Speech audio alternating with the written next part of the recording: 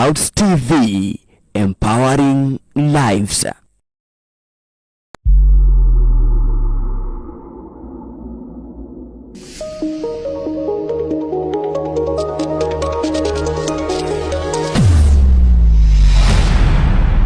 Bethel Clouds TV, empowering lives.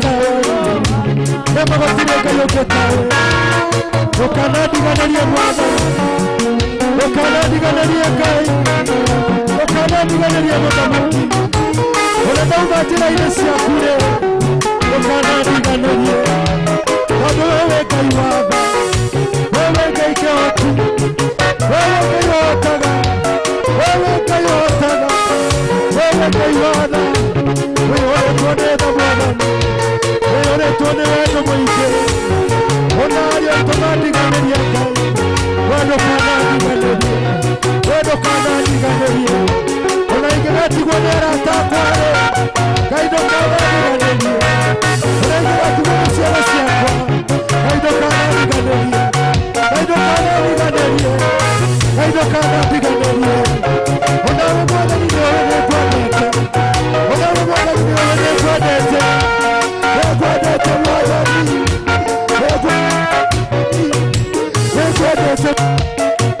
nĩngwendete Mwathani nĩngwendete Mwathani nĩngwendete Mwathani ona ngoro yakwa nĩngwendete ona ciana ciakwa nĩcikwendete ũkanandiganĩrie Ngai ũkanandiganĩrie Mũthamaki ũkanandiganĩrie Ngai ona ingĩgathiĩ bũrũri wa kũraya rĩ ũkanandiganĩrie ona ingĩgathiĩ kũraya ũkanandiganĩrie ũkanandiganĩrie ũkanandiganĩrie ririkana bũrũri ũyũ Mwathani ririkana bũrũri ũyũ Mwathani ririkana ndungata ciaku ririkana ndungata ciaku Ngai ririkana ndungata ciaku Ngai ririkana ndungata ciaku Ngai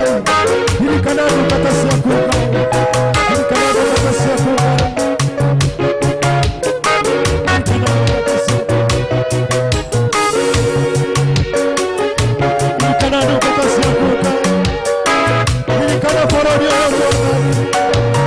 ririkana ndungata ciaku Ngai ririkana ciana ciaku Mwathani ririkana ciana ciaku tondũ nĩwe kĩroko gitũ nĩwe mwĩhoko witũ Ngai nĩwe kĩĩrĩgĩrĩro gitũ Mwathani nĩwe kĩĩrĩgĩrĩro gitũ Ngai tũtingĩhota ũndũ tũtarĩ nao ona kanitha ũyũ Mwathani rĩ ona kanitha ũyũ Mwathani rĩ nĩwe kĩroko gitũ na nĩwe ndungata itũ na nĩwe mwĩhoko witũ Ngai nĩwe mwĩhoko witũ Mwathani nĩwe mwĩhoko witũ Mwathani nĩwe mwĩhoko witũ Mwathani twĩ mbere yaku Ngai tũgũkũrĩria ta ciana ciaku ũtũigue wega Mwathani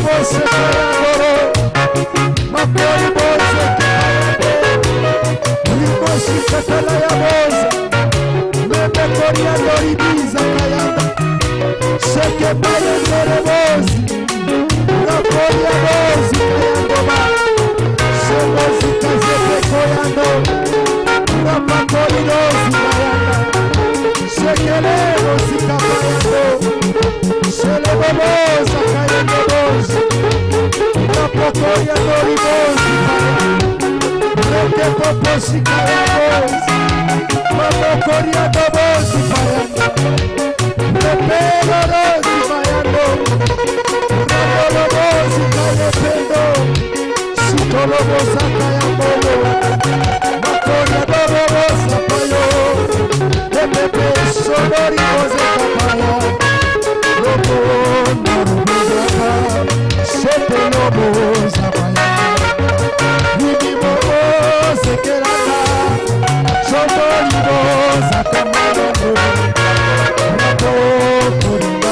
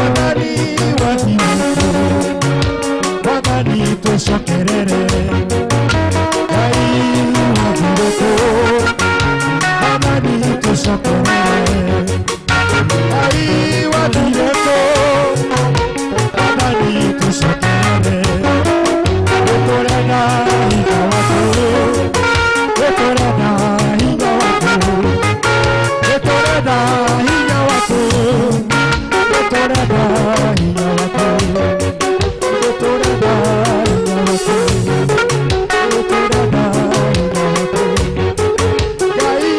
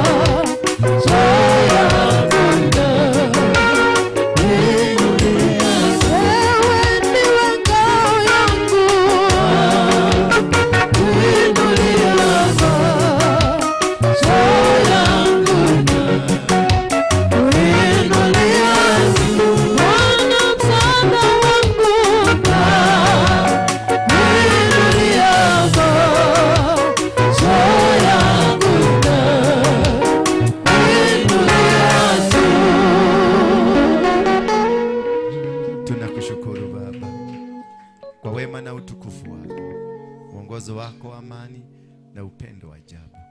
Na kuomba ukaniongoze tu kama chombo, nikanene yaliyo ya kwako, nikayasikie yaliyo ya kwako, na nikayasikie, nikahisie kwako. Wabariki watoto wote waliokuja kwenye nyumba hii, wape neema na nguvu, wape ushindi, wafungue masikio ya kiroho, ya kimwili, na hata macho ya kiroho na ya kimwili, waweze kusikia neno lako na wakaweze kubarikiwa. In Jesus' name we pray. Somebody say amen. You may be seated. Today tumeanza topic mpya inaitwa spiritual awakening. Bwana Yesu asifiwe sana. The spiritual awakening is a big topic ambayo tutakuwa tukidiscuss for quite some few days as we are going to the mountain, Mount Kenya. Sema Mount Kenya. Wangapi wako tayari kwenda Mount Kenya? Uko tayari? Umejiandikisha jina yako na uko tayari? Umetengeneza pesa? Huko ni pesa tu, lazima utafute pesa ya fare. Nitawaambia ni saidi gani tutaenda, Kiabudia ama tutaenda saidi ya Timao ama tutaenda saidi ya Nanyuki. Tutaangalia kwa sababu kuna wachawi nimeona wanazunguka huko. Wakati nilikuwa huko upande ya Nanyuki, kuna mzee mwingine anasemaga yeye ndio Habiga. Nilimuona alikuwa ameenda huko na uchawi, kurusha uchawi huko, ati ile kazi tulifanya ifunikwe. Nataka nikwambie kuna vitu vingine hubishanagi navyo. Unaachana tu nayo because ukivichana itakukoga. Yeah, there are things you don't just move around. Just because ulikuwa ukifanya kitu, alafu unaona mtu mwingine amekuja kufanya, unaanza kurukaruka huko. Utafinywa tu. Situmpatie mwezi mmoja tuone mahali anaenda. Bwana Yesu asifiwe sana. Kwa sababu sasa mtu akifungua mfereji padi na wanafungua mfereji padi zinaborana. Gekoyota inakate. Kuna mama wa masere kesho borane. Shida wate. Shosho meko shosho kama direko. Maragire kamutu wikigere maragu amatigo shoka goko. Ugo mureha goko ne kamutu. Ashu agemeko. Neja. Ugo ne kamutu gatoma muke goko.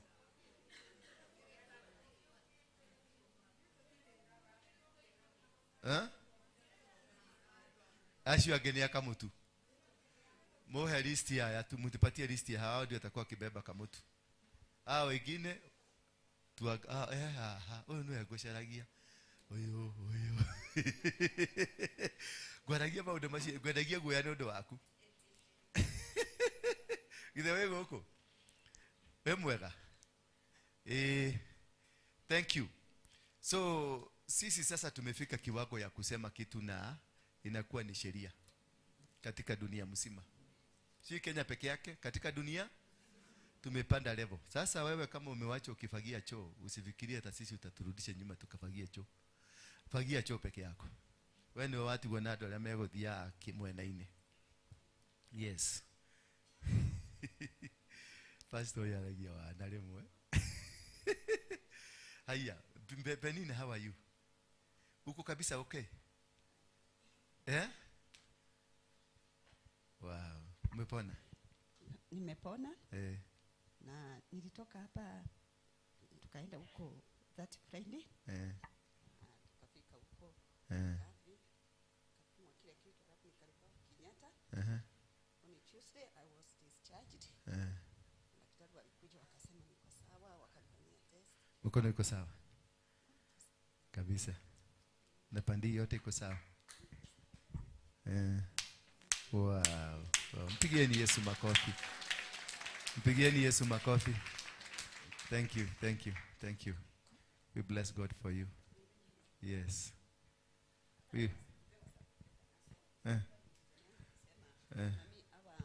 Madaktari sijui wanasema nini. Madaktari watatu waliniattend on Tuesday, wakaniambia wakasema how can this happen? Yes, ndio kutoka mbali. How can this happen? Daktari mmoja akasema shika vizuri. Inawezekana. Yaani waliuliza how can this happen? Sababu that was on Tuesday. Vile sasa nilitoka Mbagazi nikapelekwa huko. On on Tuesday niliatendiwa na madaktari 3 na nasi 2. Na wakasema wewe maisha yako ni kaputi. Walisema hivyo. Walisema umeisha. Alafu sasa on Tuesday ni walikuja hao 3 wakauliza, huyo daktari mmoja akauliza, wekelea vitu zako pale. Huyo si yule mama alikuwa Bagadi. Inawezekanaje leo hapo sawa? Huyo mmoja akasema, wekelea pale. Akasema inawezekana, mwangalie huyo mama, mwangalie vizuri. Daktari mmoja ndiye alisema hivyo. Sasa wakasema huyo mama atavuka hapa.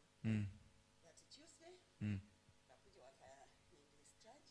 Jana yangu kunikujia akaniuliza, mimi nimepewa description ya mandawa. Walikuwa hapo. Wakasema Mshiki. Akasema madaktari wakasema hakuna haja ya huyu mama kupewa dawa. Si unaona tulikuwa tunampea usiku, tulikuwa tunampea nusu dawa. Sasa atapewa dawa za kwenda kufanya nini nyumbani nazo? Halafu ndio wakasema, huyu daktari akasema huyu mama hafai kukaa hapa hata dakika nyingine moja. Wakachukua faili yangu wakasign mtihani yangu, sababu ni majidisi. Wakasema hapana mami, lazima nikununie dawa ya mwezi mmoja. Lakini mimi niko sawa. Uko sawa Kabisa. Hata jana hata Sunday ningekuja, lakini mahali ni mtihani yangu alijukua akanipeleka kwake. Ile nguo nilitoka naye hapa ndio nilikuwa naye. Kaniambia mami mpaka pumzike. Kaniambia ni sawa. So jana hiyo wiki yote nimefanya kazi zangu zote from Monday with no problem. Alafu without any problem, na jana nikaenda kwangu nikanunua vitu zangu za kwenda kujipikia, nikajipika, nikafanya kila kitu, nikaenda. Ulipika? Yes. Ugali. Na nikasafisha nyumba. Tutakupatia sufuria saa hii utupikie ugali. Nyumba. Yaani huyu mama mnamwona hapa alitoka hapa akiwa kiwete. Alipigwa na stroke hapa akipanda. Ulipigiwa wapi? Wapi ulisikilia sasa umewezewa? Nikivuka parapara. Sababu sasa hiyo ndio nisikia kiatu imetoka, nikaona mwanamume mmoja amenishika na mkono hii na mwingine na mkono hii. Wakaniuliza, uko na problem? Nikamwambia hapana, niko sawa. Nikaona kiatu imetoka, wakanirudisha, wakanivukisha. Kunivukisha wakaniuliza, uko sawa? Unaenda wapi? Nikamwambia naenda kwa kanisa. Sasa ndio nikakuja. Kufika pale nikashindiwa. Nikamwambia Mungu hapana, nataka kwenda kwa hiyo kanisa, nikakufia hapo karibu. Ulikuwa unataka kuja kukufia hapa? Hapa ndani. Yaani na wewe huwezi kuangalia ile shida ungetuletea. So ndio nikakuja, Saida nikakuja, nikasikia kama ninalemewa hapa kwa mlango. Nikakuja, nikakaa kiti ya nilikuona ulikuja ukakaa pale hivyo, karudi ukakuja hapa. Alafu Sister Lucy kakuja kaniambia pana, usikae hapo. Kaa hapa. Kakuja, yani nileta hapa. Alafu akaniambia nipanguze mdomo. Kajua sasa nilikuwa na usito pande ya ulimi nikipanda hapa. Sasa nikasema kuisha mimi. Kuisha. Sasa kama nimesimama. Sasa ukaona ile maombi yako ya kukufia ndani ya kanisa imefika. Imefika tu. Sasa nikaona harusi ameniambia mpanguza hapa. Sasa ile Apostle Sami alisema watu waombeane.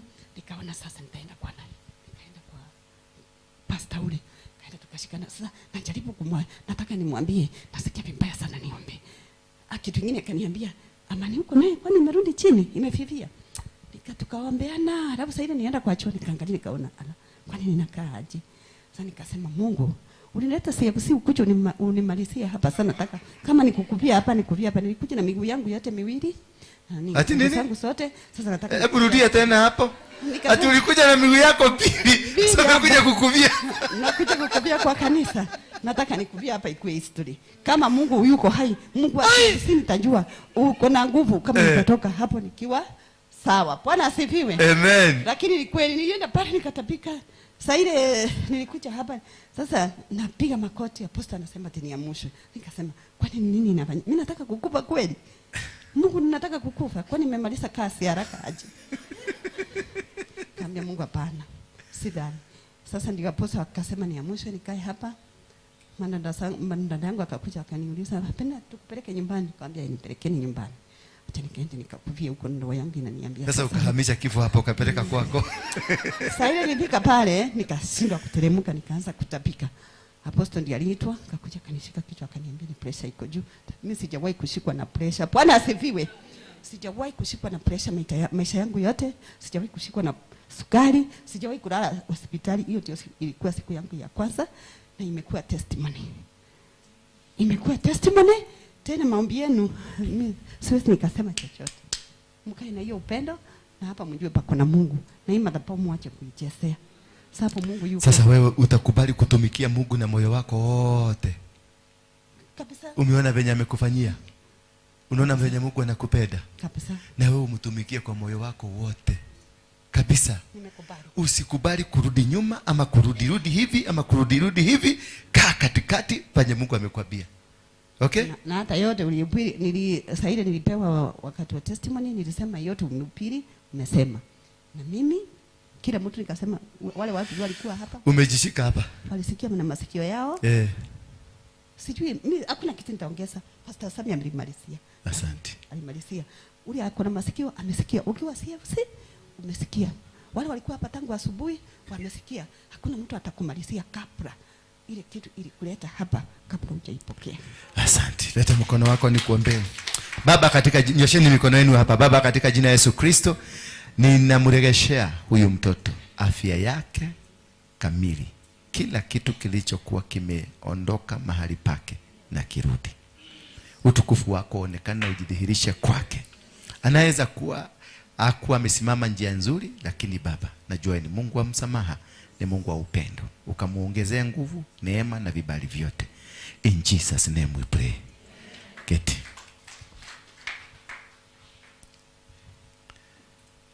Sasa hivyo ndio Mungu anafanyaka na anaturekebisha, na akiturekebisha tunakaa straight. Yes. Bwana Yesu asifiwe sana. Kila mtu anakuanga na mapungufu yake. Na katika yale mapungufu ndio Mungu anajulikana. Bwana Yesu asifiwe sana. Wale walimuona huyu hata hospitali tunasikia waliuliza what happened? Kwa sababu alikuwa kaputi. Alikuwa mshipa ya ubongo ilikuwa imepasuka. Ulionyesha hiyo picha? Ilipasuka mshipa ya ubongo. Meaning kama hangetapika, kile kilimsaidia ni kutapika. Lakini mwanzo kabisa tulimuombea hapa. Maombi ile tulikuombea hapa ndio ilifanya utapike. Ndio uende kule. Kama hungetapika saa hizi tungekuwa tunasema modhoa huko ndani ingekuwa inasherehekea. Lakini fanya kazi ya Mungu. Tukubaliane hivyo. Fanya kazi ya Mungu. Usiwahi husikana na mambo ya kishetani.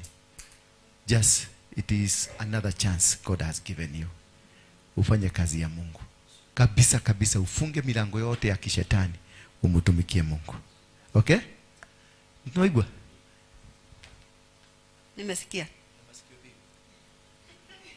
Thank you. Haya, tufungue kitabu cha yes. Kitabu cha yes. Tutumie fungue kitabu cha Acts 13:36. Acts 13, Matendo ya Mitume 13. Tutasoma vitabu vingi, kwa hivyo watu wa media mukae chonjo, tuende bio bio, msianze kutuletea kisirani. Si ndio? Wengine salimia mwenzako yako karibu, mwambie karibu kwa ibada leo. By the way, hebu inua mkono wako wale ambao tunaenda huko Mount Kenya. Inua kabisa straight. Mtu amewahi kwenda na hizo gari za ni 20k ama ni 20 what? For NT. Either zote hata ya Nyeri ni for NT na huko kingine the same price. Kwenda na Nyuki na kwenda Nyeri the same price. Na Nyuki ni pesa ngapi? Na Nyuki ni 600 na kwenda Nyeri 600. Kwa hivyo difference ni 100. Kwa hivyo kama hii ni 600 na hii ni 700, si difference ni 100? Ndio acha tusikie Nyeri madoma Nyeri kwa mawa goina mawa jiko. Na Nyuki saa hii ni 800. 600. Kwa hivyo difference ni 200, si ndio? So either side na kwenda Timau, kwenda padi ya Meru.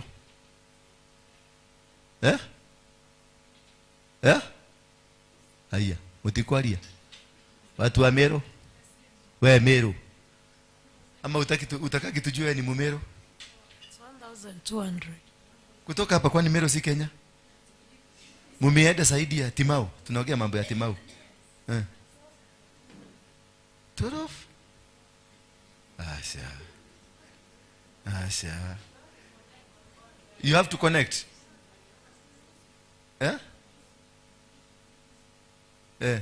Oh, hiyo ni Nairobi Isiolo. Kwa hivyo ni Nairobi kutoka Kenya unaenda Isiolo. Thank you. Kwa hivyo maybe to and fro tuseme 1000, si ndio? Yeah? Weka budget either Nyeri, either Nanyuki ama kungine, weka budget ya total of 100 kwenda na kurudi, hiyo ni 24. Hello? Kulipa gate ya kuingia any side ni 400. Hiyo ni ngapi? 2800. Si ndio? Yeah? Kwa hivyo ukiwa na shilingi 4000 sasa uko sawa. Weka kwa mfuko yako, tukikuitisha ndio tuende kama either side tutaenda headquarter kulipa. Hatutaenda kulipia kwa gate, tutaenda headquarter kulipa kwa KW. Kwa hivyo ukiitishwa pesa ni 400 ya kwenda kulipa gate, utalipia headquarter, watatupatia discount. From there now ni kuenda moja kwa moja, tutakuwa huko. Either side ile tutaenda. Either side ile tutafanya nini? Tutakuwa saa 1 kamili tutakuwa tushafanya kazi na tumeanza kurudi. Kwa hivyo kama ni kutoka ni saa 7 usiku, tufike huko saa 12, tuingie kwa mlima saa 1. Kutoka kwa mlima tunamaliza ya moja ya saa 1 na ya saa 6. Ya saa 9 tunaingia basi tunarudi. Kwa hivyo ni vizuri tutachukua basi moja. Kama hizi tuliona tulikuwa nazo Moro. Siku na basi tuliona huko Moro. Basi moja imetosha tuende huko. Na mavazi ambayo tutaenda tukavaa kama tumevaa huko ni white. Pure except for a few ambao watavaa red. Yeah? Sio kama umevaa white si utumie akili hiyo ingine. Sasa nataka kuniuliza nikijibu viatu, si utaniambia hiyo ingine. Sio ndio hiyo mete kwa yate kagerero goko. Ujajuge ne kirato alafu ruma ajira tere na kyo getambaya. Daji buge tabaya macoke majorie.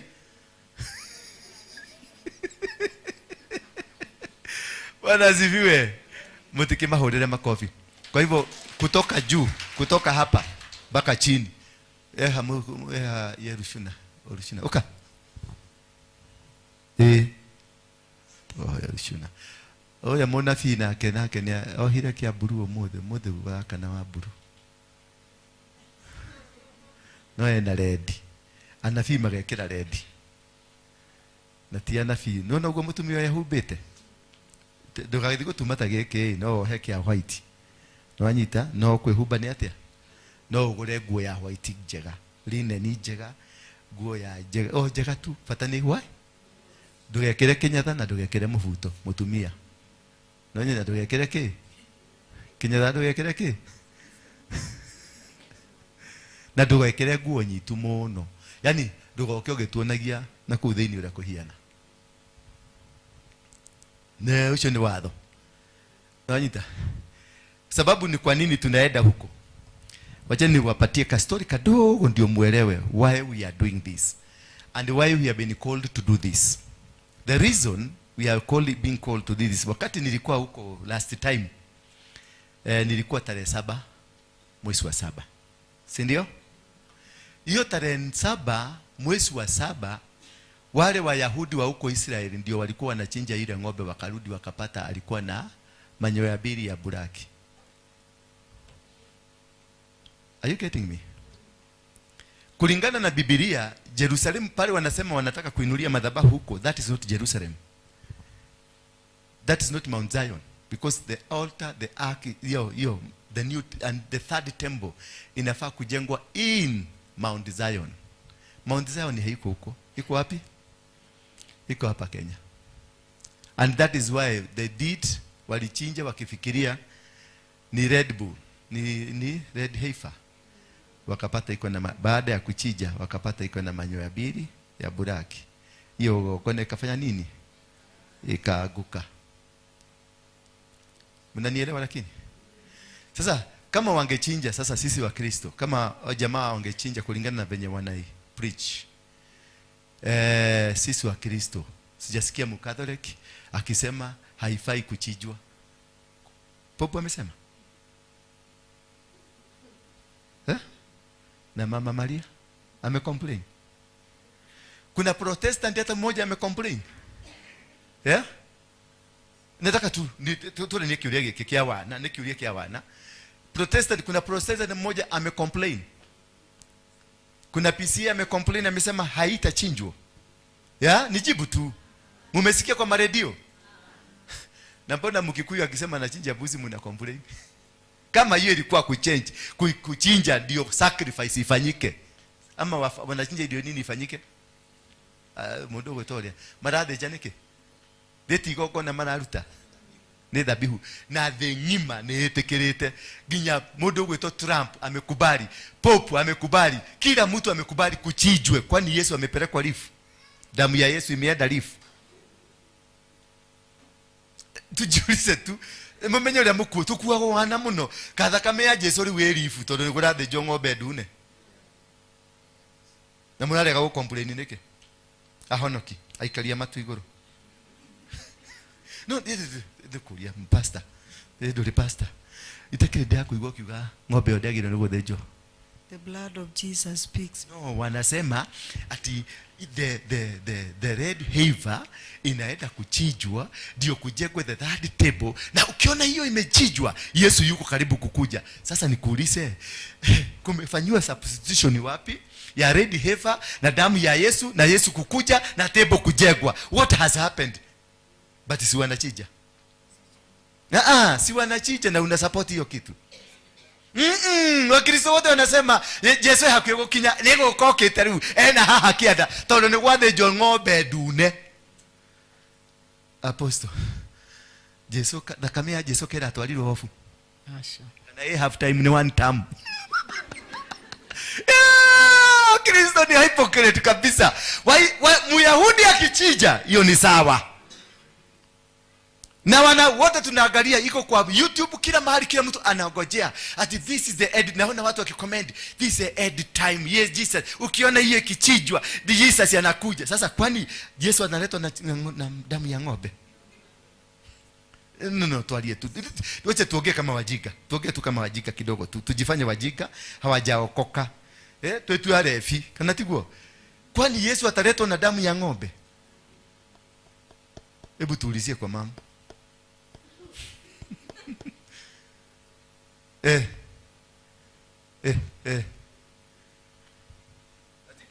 Alienda kwa hiyo. Simama juu. Uko ndugu mwalagiria. Kura tara yetu. Aende akuwe pope. Populio kabla aende Akuwe pope. akuwe pope. Alienda kwa hiyo mlio. Hapo tulienda. Hapo Ndio hapo Mount Kenya. Alienda baka hapo nilienda. Na hapo ndio alitoa mafuta ya kukua pope. Charothy wakati alikuwa king alienda mahali wapi? Hapo. Hata Mukuimodo ameenda nikia baada ya kuenda. Nilimuona huko. Mukuimodo akasema leo nenie Yesu. Mukuimodo anasema yeye ndio Yesu. Inudhiri aguruki. Aige aguruki makanaga wa blue.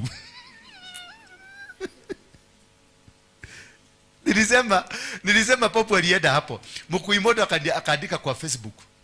Akaniambia hakuna mtu kama huyo amekanyaga. He is the custodian ya mlima. The custodian ya nini? Ya mlima. Pope alikaa 3 good months in Kenya. Alafu wakaduga huyu popu yetu. Popu yetu anaitwa nani? Muratagu etakwate. Huyu popu wa Kenya. Cardinal John Jue akadukwa sidano ya kuwa chizi. Maana kama angeenda kuvoti huko popu leo hangekuwa, because there was a Mount Kenya. That is the reason he was cheesed. Dio wakienda kule the power ya the Mount Kenya itself isifanye kazi. That is how they change destinies. Alafu mtu anasema you cannot change, you cannot do this. Abia Mukuimodo awache ujiga. Atigio limo. Ucio arutaga wira wogo. Ni mundu mugo, ni muraguri. Nora uragari wake othiragira hau Kiambuthia. Maigwa. Ekwe makomanda mathe ngima. Bwana Yesu asifiwe sana. Anything can be changed. The destiny, what they are trying to do. Iyo ng'ombe, see about iyo kitu wanasema, it's about Kenya. All what they are trying to sacrifice is about Kenya. To remove the platform from Kenya. Iende kwingine. Bwana Yesu asifiwe sana. Hii nyumba ndio ijengwa hii nyumba. Unaona hii nyumba? It is in the Bible. This house we are in. It is in the Bible. In the book of Ezekiel 39 and 38. Urathi komesharia haria leto. Hii nyumba ilijengwa na Wayahudi hao. The true Jews ndio walijenga hii nyumba, na hii nyumba na zile nyumba unaona KPCU kwenda mpaka chini zote zile zinafanana, zilijengwa na Wayahudi. Maana they were supposed to come and settle from Nakuru mpaka Uganda, part of mpaka Busia kule Uganda. Hapo ndio Israel ilikuwa imesemekana, hapo ndio iko. Bwana asifiwe sana. Na wakakuja na wakaifanya hivyo. Muingereza ndio aliwaondoa akawaambia si hapa. Maana for them they had identified, wakasema our brothers tumewapata Kenya. Hello. Waingereza ndio walibadilisha watu wa one world order, wakabadilisha wakawapeleka mahali wako saizi. Maana wao walikuwa natafuta kule Eden ipo, ndio walikuwa najua huko ndio kwao. Wakafanya tracing mpaka wakapata Eden is between Ethiopia, mahali Ethiopia imeanzia na South Sudan, kuteremuka mpaka South Africa. Wakatafuta the middle, maana the Garden of Eden was in the middle of the world. Where is the middle of the world? It is in Kenya. Maana hapo ndio kuna equator. Bwana Yesu asifiwe sana.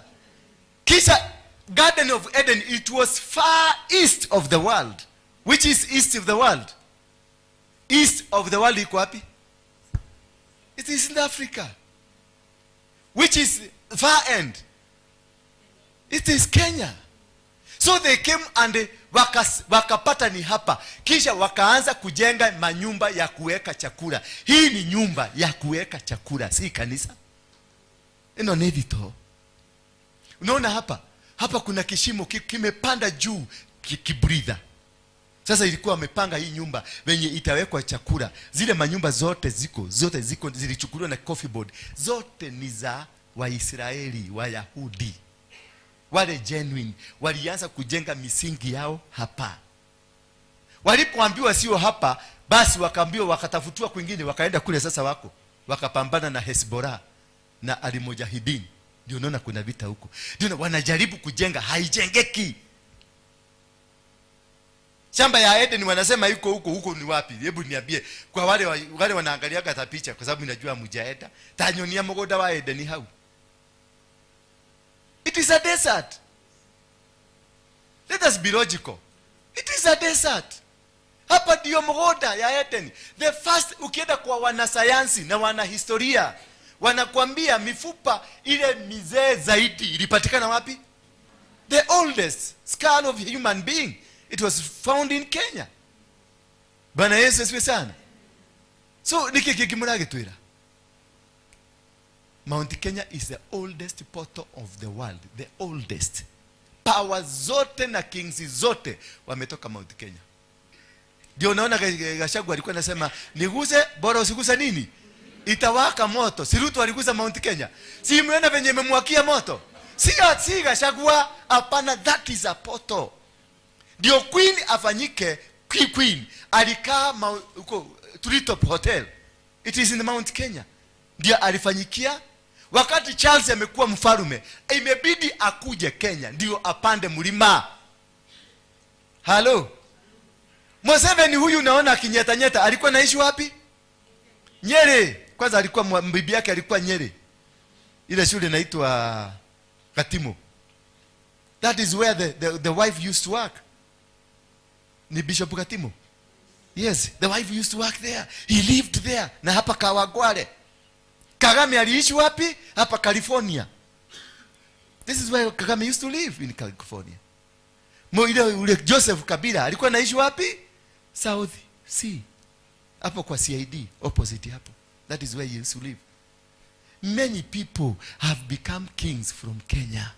Because Mount Kenya is a portal. Every Pharaoh, for him to become a king, mafarao wote ndio wakue king, ndio wapate ufarao, lazima angepanda Mount Kenya, achukue ile kitu ya white ila.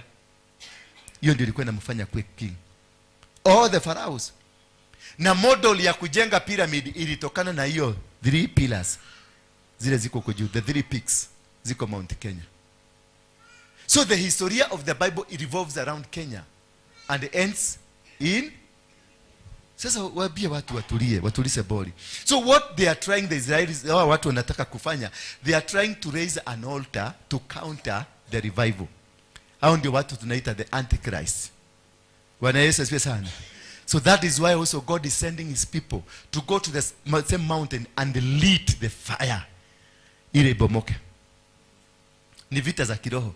That is why I'm teaching about the spiritual awakening. Sema Bwana Yesu asifiwe sana. Amen. So what is spiritual awakening? Ni nini tunayoita spiritual awakening? Nataka leo niwafundishe pole pole. Leo I want to teach. I don't want to preach. Nataka niwafundishe tu pole pole baka tuweze kuingia. Katika kitabu cha Watume ni Acts, walituwekea walikataa. Now Paul and his companion, ningeomba tu niwekee kwa Kiswahili. Now Paul and his companion set sail from Apana.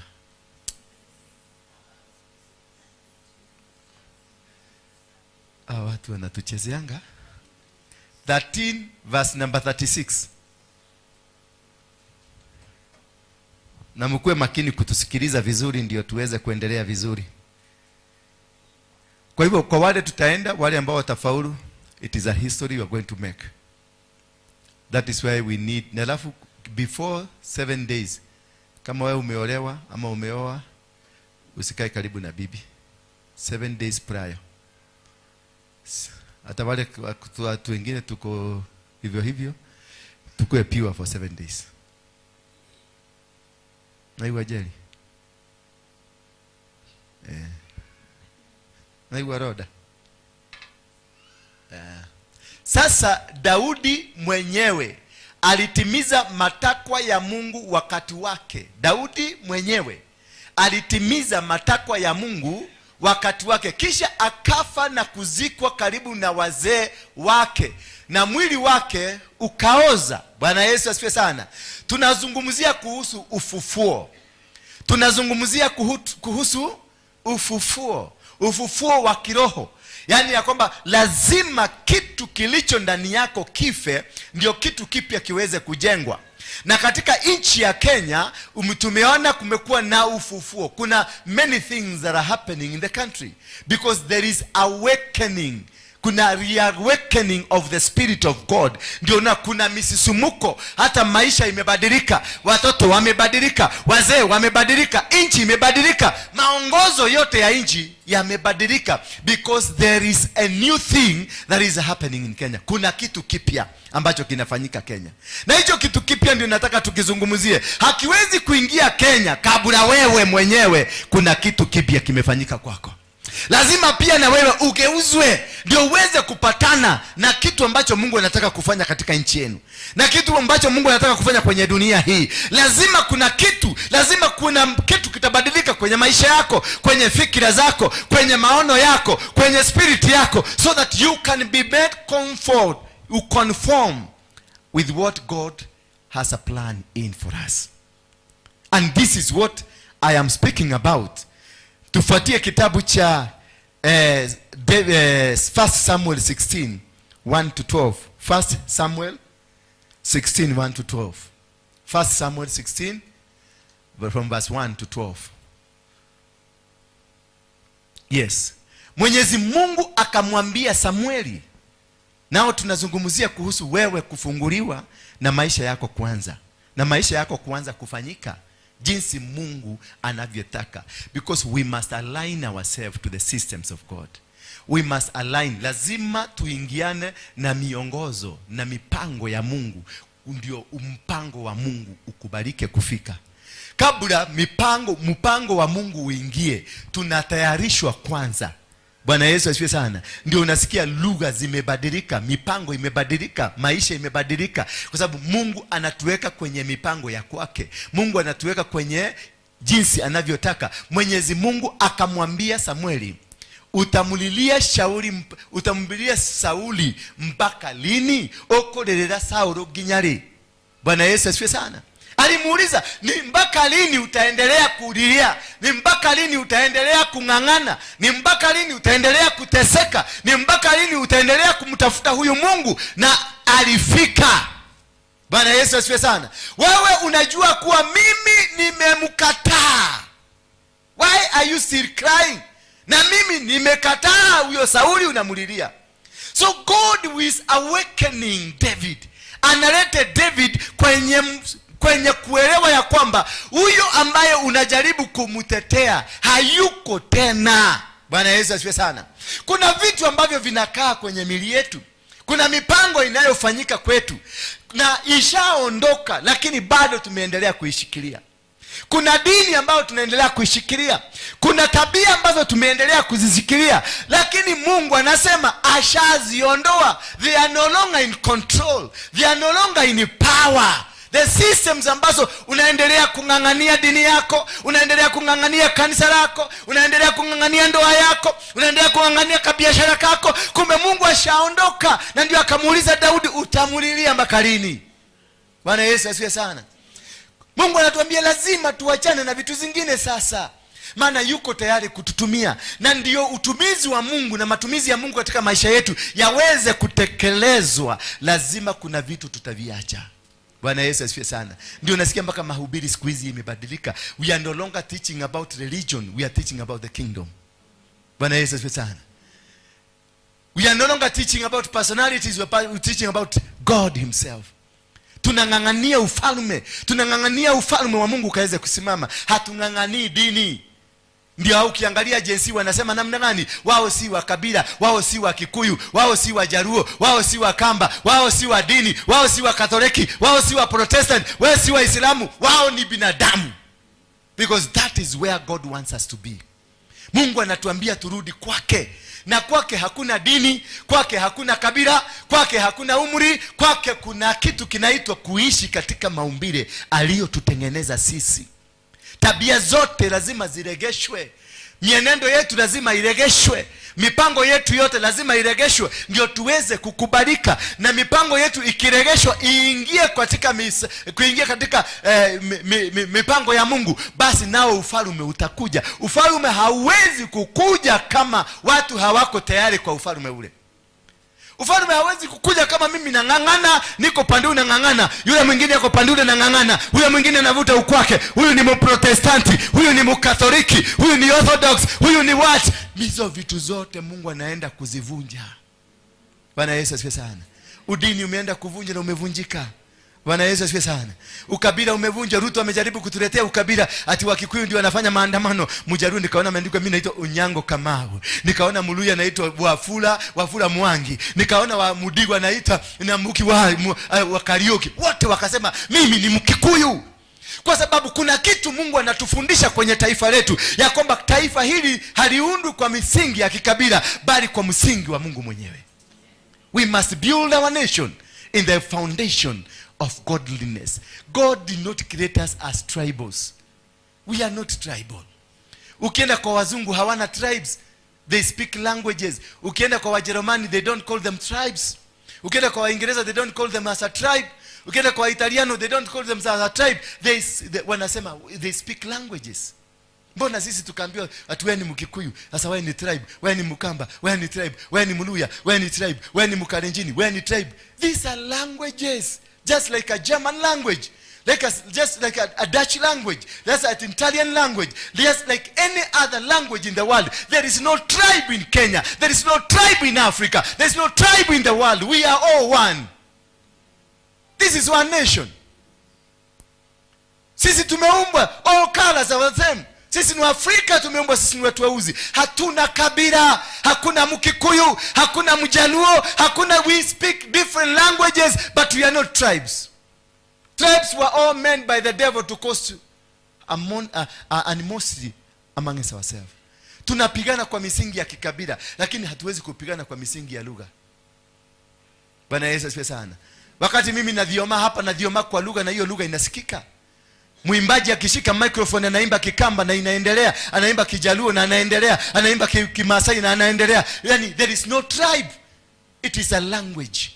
Until we are able to understand God is not based on tribes, it's based on a language, then we were going to be able to understand the processes of God in terms of awakening. Ukiona watoto wetu, maana Mungu alisema nitainua kizazi ambacho kitakuja kuweka mambo sawa. Majensi ni kizazi ambacho kimeinuliwa kwa sababu ya kuweka mambo sawa. Hawajafanya makosa yoyote, hawajafanya jambo lolote. Na ndio naona anayesema wapigwe risasi, anawasema wapigwe risasi kwenye nani? Kwenye miguu. Amewanyoa kichwa, ameona hakuna kitu kinabadilika. Amewakata kucha zao, akiona hakuna kitu kinabadilika. Sasa amesema gogeni miguu. Maana miguu ni ya nini? Miguu katika kitabu inasema, Mungu akamwambia Joshua, mahali utakanyagisha nyayo zako utamiliki. Wameona vijana wakiingia parliament wamemiliki, wakiingia state house wamemiliki, wakikanyaga barabara za Nairobi wamemiliki. Kwa hivyo ni lazima wapigwe risasi miguu ndio wasimiliki. It is a spiritual direction ya kuvunja watu ndio wasimiliki. Maana wanajua ni kwa nini wanakuja, ni miguu inawapeleka huko. Sasa gonga miguu. Maana wamejaribu kukata nywele, wakati wanawanyua nywele wanapeleka nywele kwa waganga. Maana nywele inatumika kwenye uchawi, kucha zinatumika kwenye uchawi. Maana kucha na nywele ndio zimebeba DNA yako. Umewahi kujua hivyo? Kucha na nywele na nini? Na vitu vitatu. Nini kingine kinabeba DNA yako? Na nini kingine cha nne? Cha tano? Your sweat. Cha sita? The sixth? Meno. Ya 7? Ati ulimi. Macho. The eyelid. Hii ya black. Nobody has like yours. Ndio unaona unapigwa kamera, unaambiwa angalia kamera. Ndio wanakuchukua macho. Bwana Yesu asifiwe sana. Kwa hivyo wakati unaona vijana hawa jenzi wamekamatwa, wamenyolewa, it is not that kulikuwa na kinyozi akakosa kazi. These people are witches, ni wachawi, na wanaelewa jinsi ya kubadilisha nyota. Maana wameona, wakiangalia haka kajenzi ndio kalifanya hii kitu, haka kajenzi ndio kaliweka Ruto ndani ya sanduku, haka kajenzi ndio kalifanya hivi. Sasa wanataka wajenzi wao ambao ni wao waachukue hiyo akili. Ndio maana wananyoa nywele yako ndio waende waweke kwa huyu mwingine, wabadilishe nyota. Lakini sasa watabadilisha akina nani? Hawa ni watu wateule. Hawa watoto ni watu wateule. Hauwezi ukabadilisha nyota yake, hauwezi ukabadilisha misingi, hakuna kitu hata kimoja utabadilisha. There is nothing they are able to change. Hauwezi. Maana ni kizazi teule. They are selected for this time. Wamechaguliwa kwa wakati huu. Na mtu mwenye amechaguliwa kwa wakati, usishinde ukingangana na yeye. Hakuna mtu unaweza, hauwezi ukamshinda, hauwezi. Maana ako na assignment. Anybody unaweza kushinda mtu mwenye ana assignment ako tu. Najua kuna watu wako tu wanasukuma wengine, na kuna watu wako with assignment. Mtu kama Musa alizaliwa with assignment. Mtu kama Joshua alizaliwa with assignment. Mtu kama Yesu alikuja with assignment. Mtu kama Elijah alikuwa na assignment.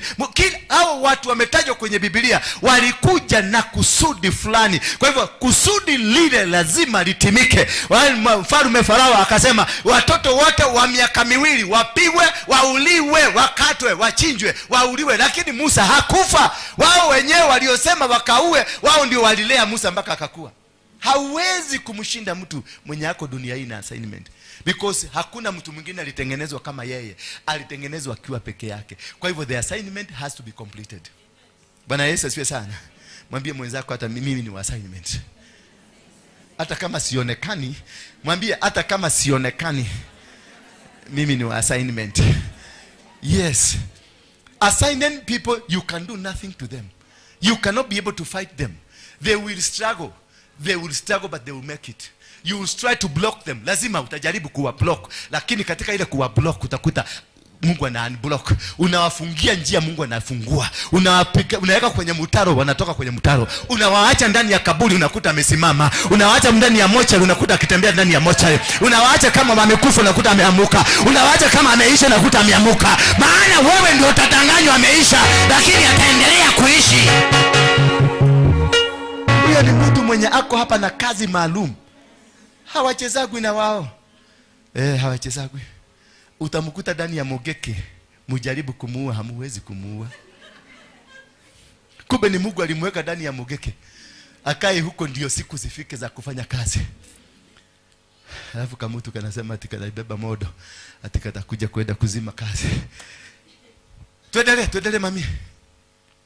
Tumepata 16. Give us 16 please. Samuel. Yes. Samueli akasema, nitawezaje kwenda kama Sauli akisikia habari hizo? Tupatie verse 1 kwa hatujamalizana na verse 1. Yes. Mwenyezi Mungu akamwambia Samueli, utamulilia Sauli mpaka lini? Wewe unajua kuwa mimi nimemkataa kuwa mfalme juu ya Israeli. Sasa jaza upembe. Jaza upembe wako mafuta, uondoke. Nitakutuma kwa nyumba ya Yese wa mji wa Bethlehemu, maana nimejipatia mfalme miongoni mwa wana wake. Nimejipatia. It is not ati nimeletewa na wazee, nikaletewa kijana wa Jesse. Mimi mwenyewe nimejichagulia a man, a child in that family who will take over. I have selected. So this is not a human selection. This is a godly selection. A godly selection is untouchable. Sema untouchable. You cannot touch them because they are not ordinary people. Hello. David ndiye alifanya Samueli azaliwe. When you are in the spiritual awakening, when there is a spiritual awakening, wakati kuna ufufuo wa kitu ambacho ni cha kiroho, kuna kuanga na mipango ya Mungu. Kila kitu kinaenda kwenye mpango. Everything happens in the systems.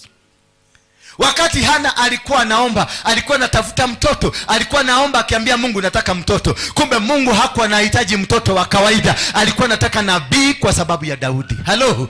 Bwana Yesu asifiwe sana.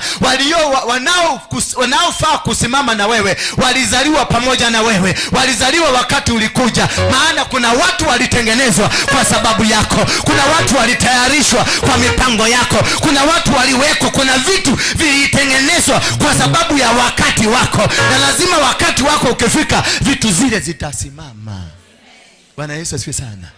Mama Hana alikuwa naomba, anaambia Mungu nataka mtoto. Kwa wale ambao wanaomba mtoto sasa, ambia Mungu si mtoto unataka nabii ndio mrudishe kwenye madhabahu. Mungu anasikianga lugha ya madhabahu. Maana hiyo mayai yako imekataa kufertilize because it is not carrying an ordinary baby. It is carrying a king. It is carrying a prophet. It is carrying somebody special. Na kwa hivyo until you are able to uncode, until you are able to press the right button, ndio huyu mtoto atakuja.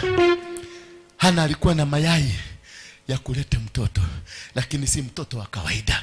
Alikuwa amebeba mayai ya nabii.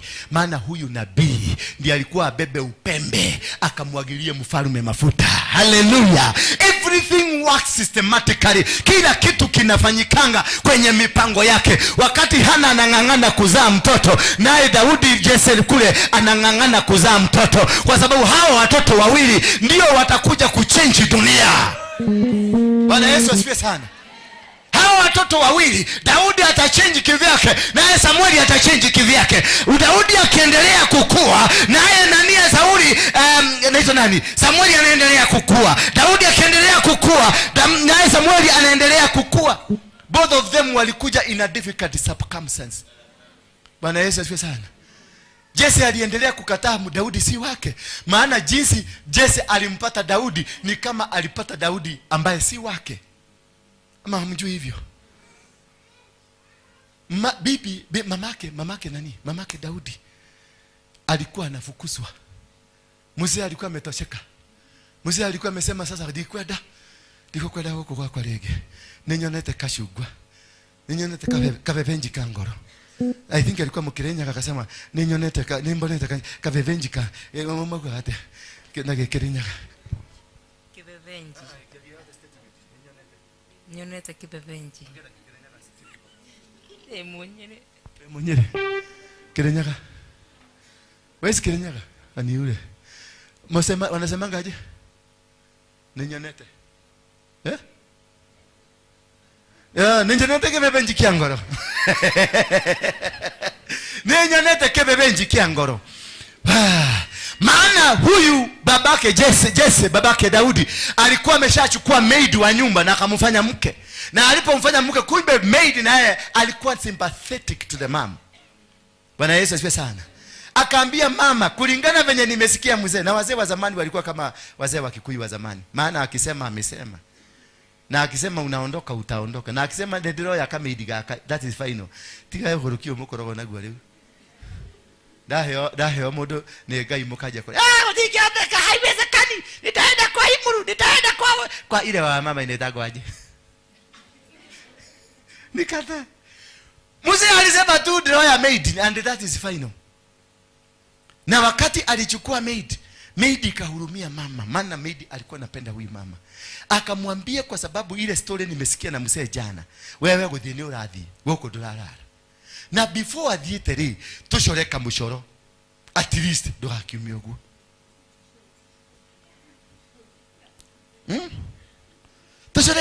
Tushoreka mushoro at least ya bye bye, kwa sababu alijua huku hata rudi tena. Na huko hata enjoy tena. Na hapo kule hakukuwa na hiyo koti ya kusema I'm not enjoying my rights. Hakukuwa. Mzee akisema amesema sitaki. Sasa kama ndika kabia mama fanya hivi, mothe nejo hitoko muhe. Walimununulia kamuratina. Wakati wanakunywa muratina hapa, inua mkono juu. Watu wa muratina. Mtu mwenye amewahi kukunywa muratina ikujua mkono juu. Yes. Mimi najua kanisa hii ni ya Wamonyota tupu.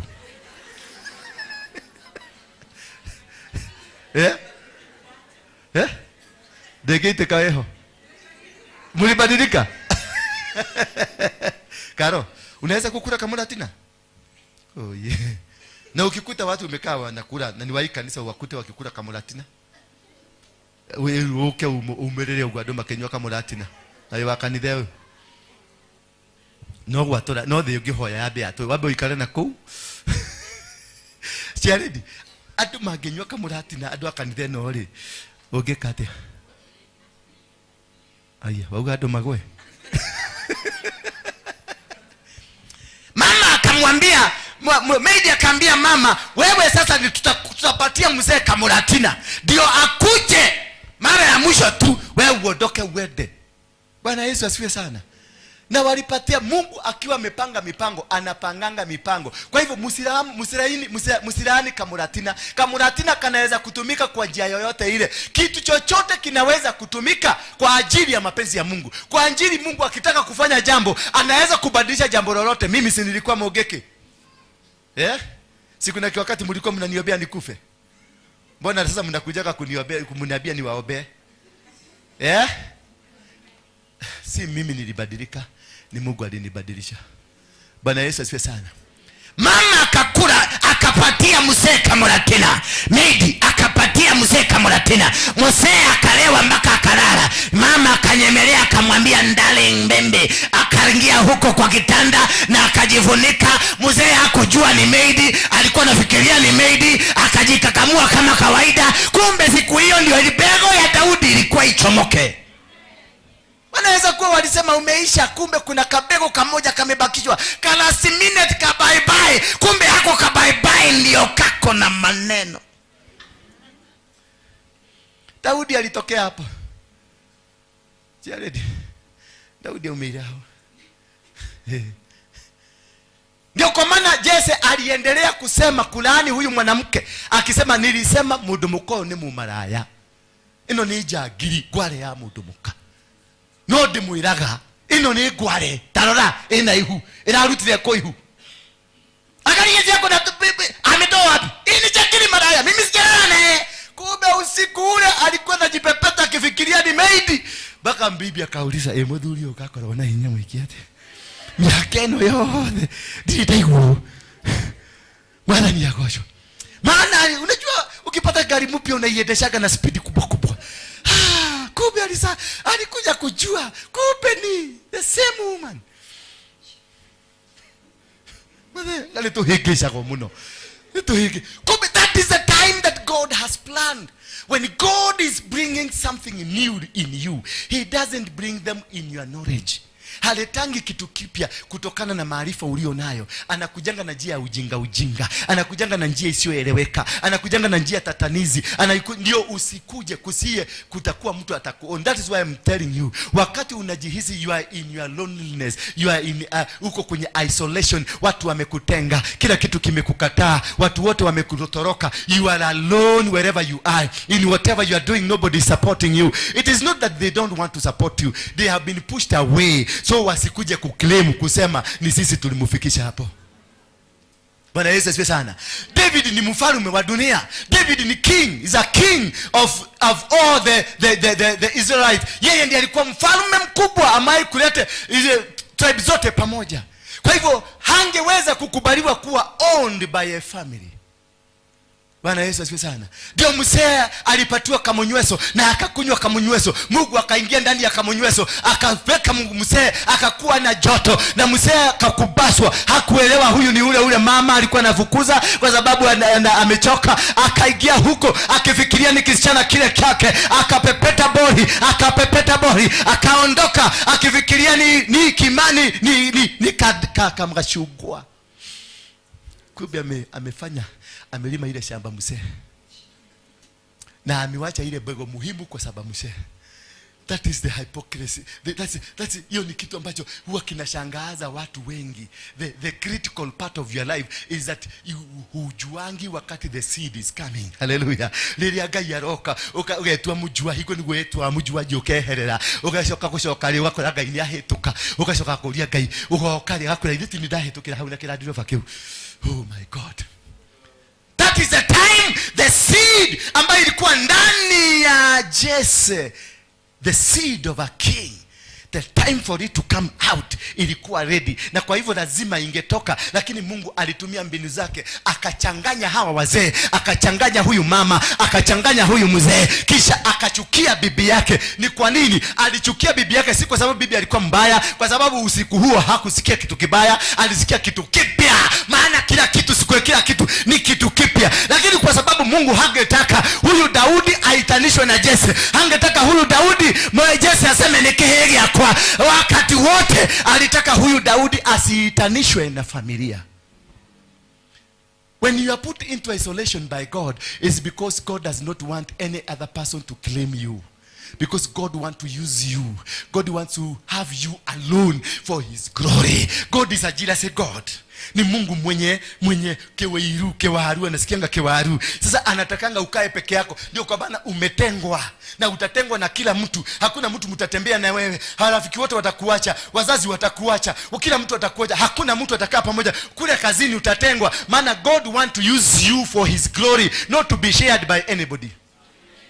Daudi akakuja akazaliwa, na wakati tumbo ilienda kuwa kubwa, mama alifukuzwa na akaitwa prostitute, maraya maya takatakeno. Nikigikiroka godehera thoni goko mbere ya thuri. Uraka konyoni atia ati no hata kumana goko na imwana na goko nja.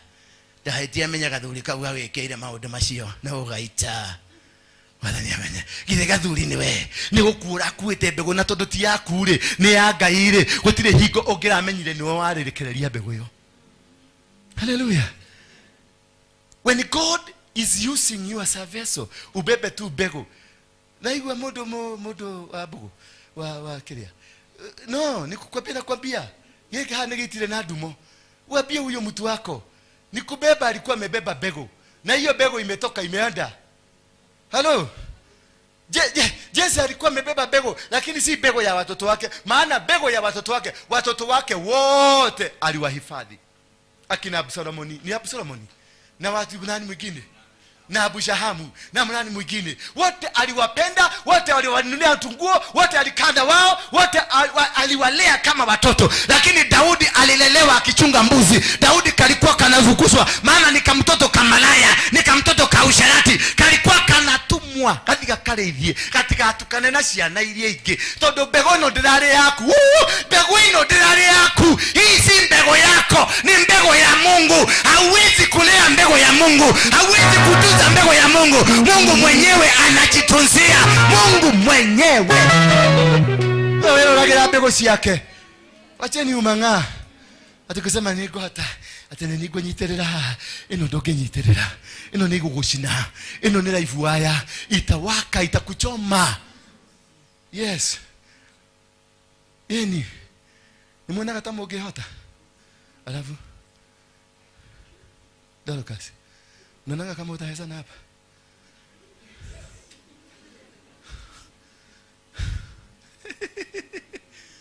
Mbegu ya Ngai ndithakago nayo. Na gutire mundu ungihota kumekera uguo atamekere ha. You cannot be able. You cannot. Because these people, they don't even understand themselves. Mimi nikakwambia hata mimi sijielewi. Tei kugua oru. Mwache kunibeba ujinga. Mimi mwenyewe sijielewi, sijijui. Uoko kakumenya ate we. Ti apostle. Sasa unanikasirikia apostle. Hata sirapu nitakuweka na tuendelee kuishi vizuri. Niko kuthia. Hata sirapu nakuwekelea tu. Maana kuna wakati hiki nakwanga na kigunyo hapa kwa kichwa, kigunyo kenene. Gegerurumuka kenyo ni bara. Na hao ni watu hawajielewi. Hawajijui. Si unaona Musa anachinja, anafinya mtu akie peke yake, anachinja kaburi peke yake na anazika peke yake. Alafu Mungu anaendelea, bado Mungu anaendelea kuitwa nani? Anaendelea kuitwa Mungu. Na bado Mungu anaendelea kumtumia kulingana na matumizi. Bwana Yesu asifiwe sana. Anaendelea kufanya nini? Kumtumia kulingana na matumizi. Na anaendelea kutumika. Daudi kanaenda kuchunga ng'ombe kakiwa kama mtoto isolated, neglected, huko nje kametupwa, lakini kanaenda kwa kichaka kanashika morodhi kanalarua. You can imagine. Kwani alikuwa Masai? Alishika morodhi akararua. Akashika ile ingine inaitwa nini? Bear, akararua. Akiwa kwa kichaka kikiwa ni kitoto ambacho kimetupwa, kitoto hakipendwi. Kianaki ukiadhiaga ndio akohota, kwa sababu kimezoea buzi wakinyonya maziwa, wenye buzi inanyonyaga inaroga hivi. Naye alikuwa amezoea, anaenda kwa ng'ombe, anakaa kwa buzi ananyonya tu, anaroga ku. Baka buzi inaangalia ni nani huyu? Inaroga kichwa naye pu, naye anaroga pu. Kwa sababu there is not, he is an extraordinary child. Bwana Yesu asifiwe sana. Mwambie mwenzako, I am an extraordinary person. I am not that ordinary person you think. You cannot be able to do anything against me. You cannot touch me. You cannot fakamba. Hawezi. Doke hota. Mwambie doke hota. Doke kodo beje kodo.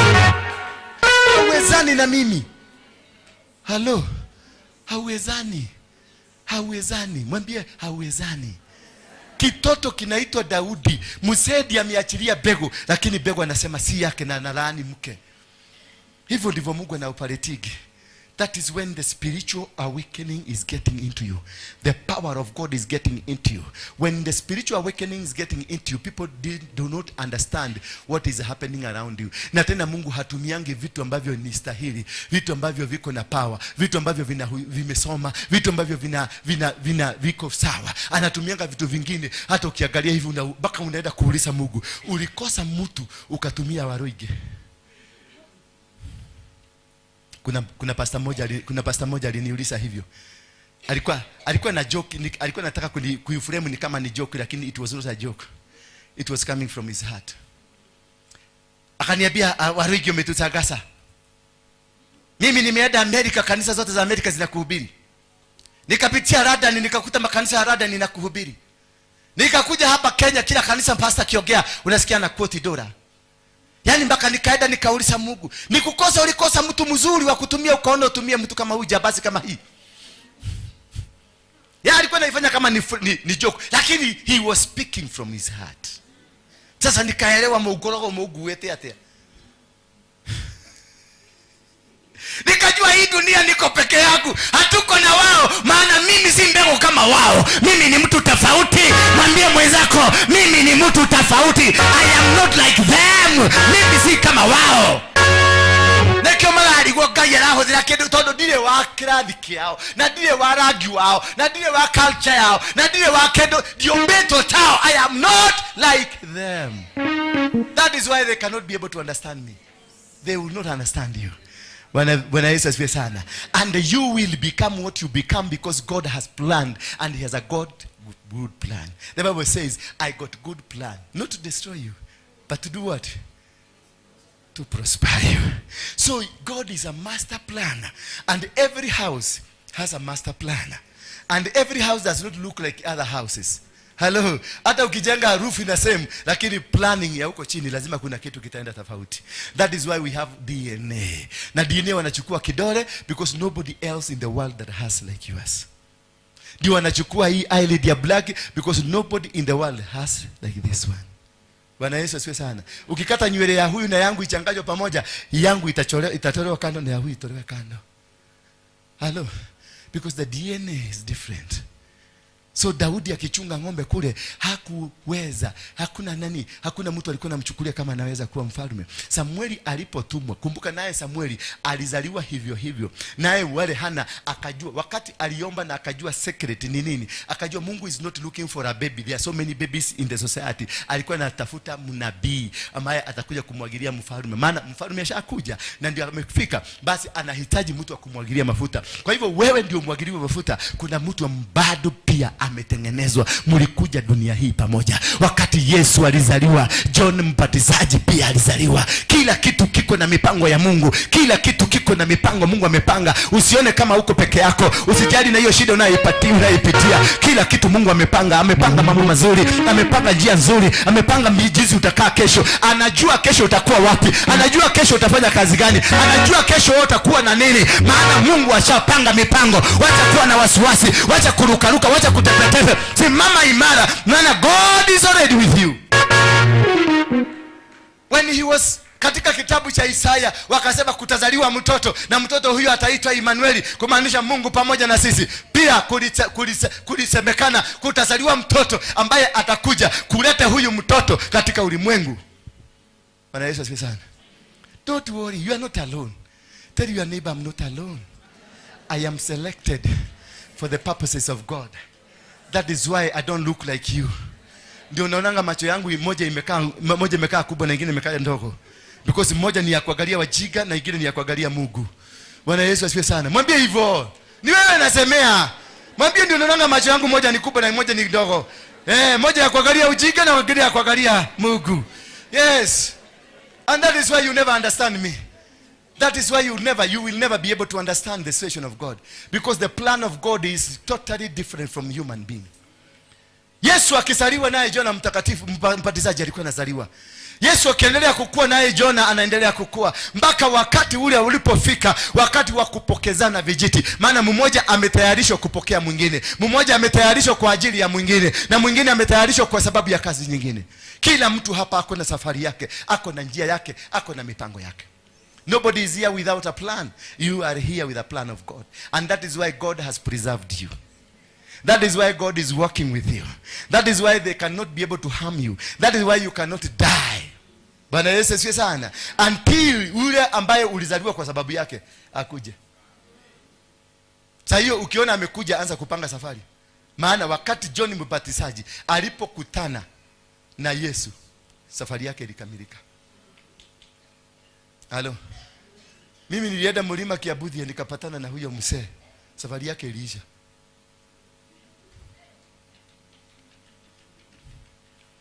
Tuendelee.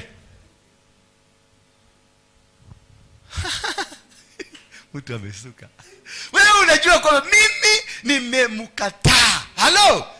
Wewe unajua mimi nimefanya nini? Nimemkataa. Kwa hivyo kuna mtu alikuwa mfalme akikubaliwa na Mungu. Sauli alikuwa anakubaliwa na Mungu. He was a king anointed by God. But when it reached time for him to expire, God rejected him. Hello? For you to expire, God has to reject you. Even if they cry for you, nothing will work. Even if you try to do anything, hata ukienda kwa media zote dunia mzima, bado utakauka. Takauka kwa. Ngeli ya kukauka ni gani? Kaukau. Ni ngeli ya kuikui ama ni kwa. Lazima Sauli ataondoka ndio nafasi yako ipatikane. Lazima wataondoka wanaokuzuia, waliokupangia maovu, lazima wataondoka ndio safari yako ikamilike. Maana kuondoka kwao ni pati ya safari yako.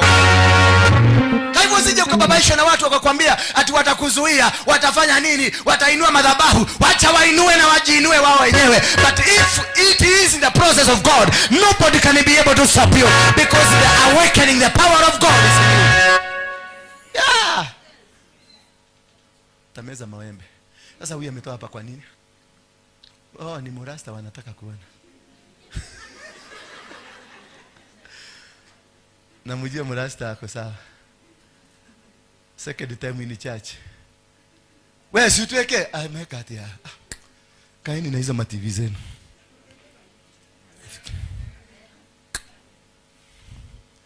Sasa wananiharibia mood. Lakini pia walikuwa wamewekwa hapo ndio waharibu mood, ndio nihubiri na nguvu. Wewe unajua kuwa mimi nimemkataa kuwa mfalme juu ya Israeli. Sasa jaza upembe wako mafuta, uondoke, nitakutuma kwa Yese wa mji wa Bethlehemu, maana nimejipatia mfalme miongoni. So the king did not come from nowhere. He came from amongst them. Wewe mwenyewe utaenda kubarikiwa in the midst of them.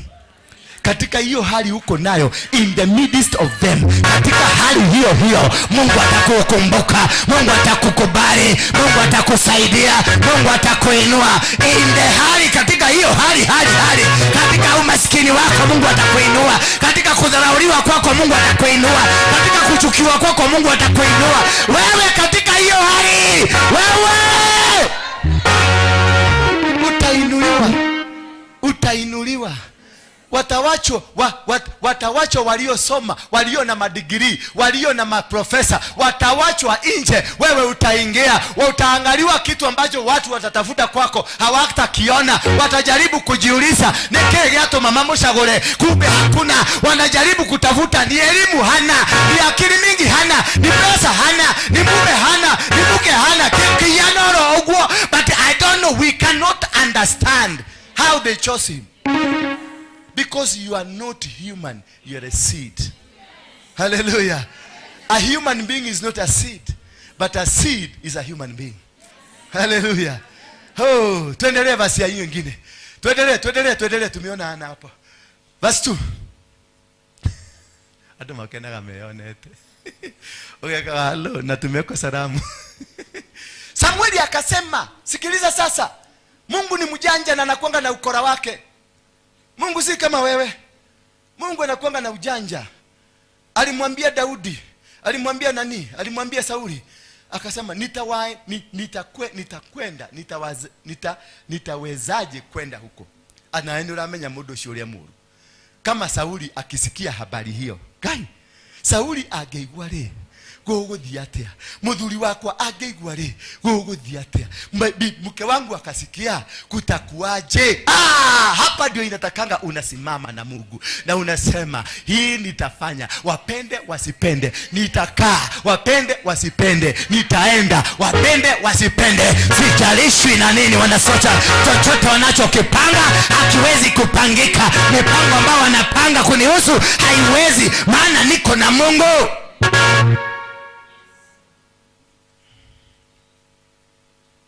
Kama Sauli akisikia si ataniua. Mwenyezi Mungu akamwambia, sasa angalia Mungu venye yako mkora. Mwenyezi Mungu akamwambia, chukua ndama pamoja nawe, na ukifika huko useme nimekuja kumtolea Mwenyezi Mungu tabiko. Mwana Mungu ni mchoraji. Sasa nikiwacholea hapa mnasemaga kamothe muhujia to henia. Tiko mohenia ni kukaa kimungu na kasta hilo ya Mungu. Lazima ukae stailo ya Mungu.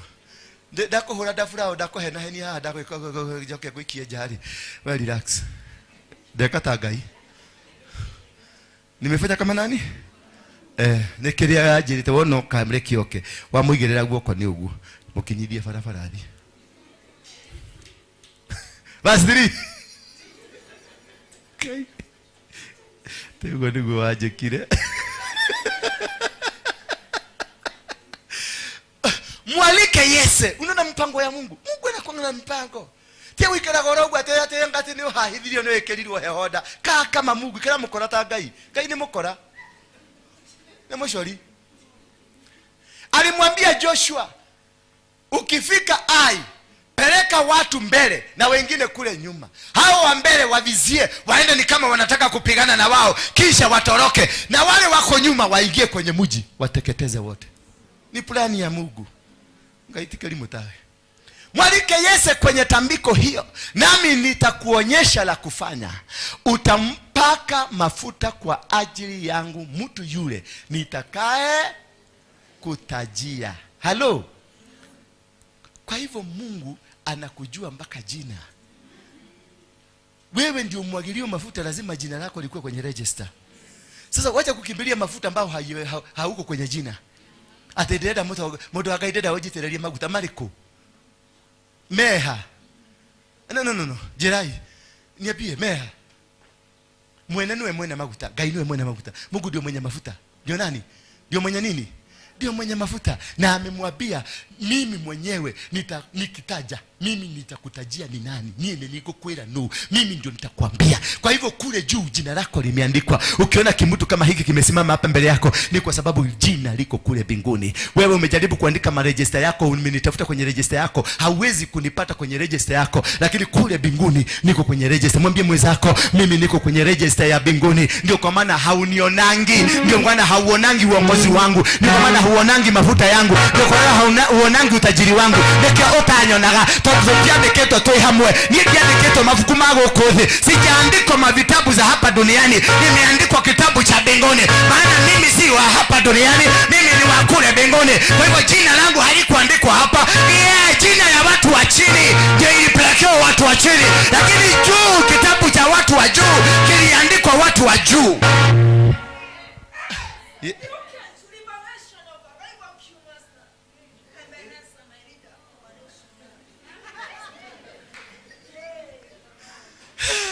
Hiyo imefika. Hiyo imefika. Haleluya. Hiyo imefika. Sasa endeni mkapigane nayo. Na imewekwa lilaida lilaya. Lilaka ndarabo. Ya.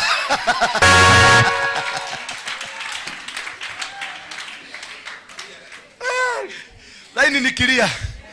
Vyo bro kusiko. Laini nikilia. Ndahe toka. Ayo basi jikine tafadhali tusome. Kwa muda kaangalia mono. Kalaja kakaya. Yes. Twende verse 4. Samueli akafanya kama alivyo. Angalia, tunafuata maagizo. Hapa leo tunasoma strategic plan. Strategic plan ya spiritual awakening is about listening to God and hearing God. It's about the plan, the architectural plan of God. Maana Daudi hajazaliwa kulingana na mipango ya wazee ama mipango ya mama. Amezaliwa kulingana na mpango wa Mungu. Bwana Yesu asifiwe sana. Na unamwona Samueli anaendelea kumulilia, maana Samueli ni mtumishi wa Mungu. Anaendelea kulilia Sauli. Mungu anakuja na muuliza, wewe unalilia huyu mtu na nilishaondoka kwake. Ni dadhamire wake. It's about understanding the principles of God. It's about understanding the season ya Mungu. Ishaondoka, kama season imeshaondoka, ishaondoka. And nobody can be able to change it. Uliza mwenzako, niki gitoma ganyone, muulize na Kikuyu na lugha yako, ni kwa nini siku hizi naona umeparara hivi?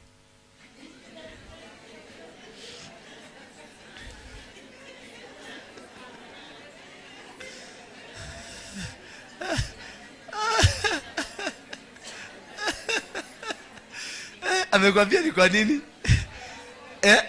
Amekwambia ni kwa nini? Kwa hivyo uko ndani ya season. Thank you. Mpigie makofi. Mpigie makofi. Niko ndani ya season. Siwezi nikaparara. Hakuna kitu changu kitaondoka. Hakuna kitu changu wataiba. Maana niko ndani ya season. Na season wakati ndio huu. Wakati wangu wa kubarikiwa ndio huu. Wakati wangu wa kuinuliwa ndio huu. Wakati wangu wa kubadilishiwa ndio huu. Wakati wangu wa kufanyika ndio huu. Yes. Umeshoke mudhake nani? Yes, ndio mwele dida kako nani? Kwezi. Ni diaria nawe. Tageda kweshuka. Hayo umekuja. Acha nipokee ya Turkana. Iko yangu hapa. Ama hii ni ya kanisa? Na yangu? Ni huko kwa ofisi. Thank you. We, security. Angaliwe vizuri.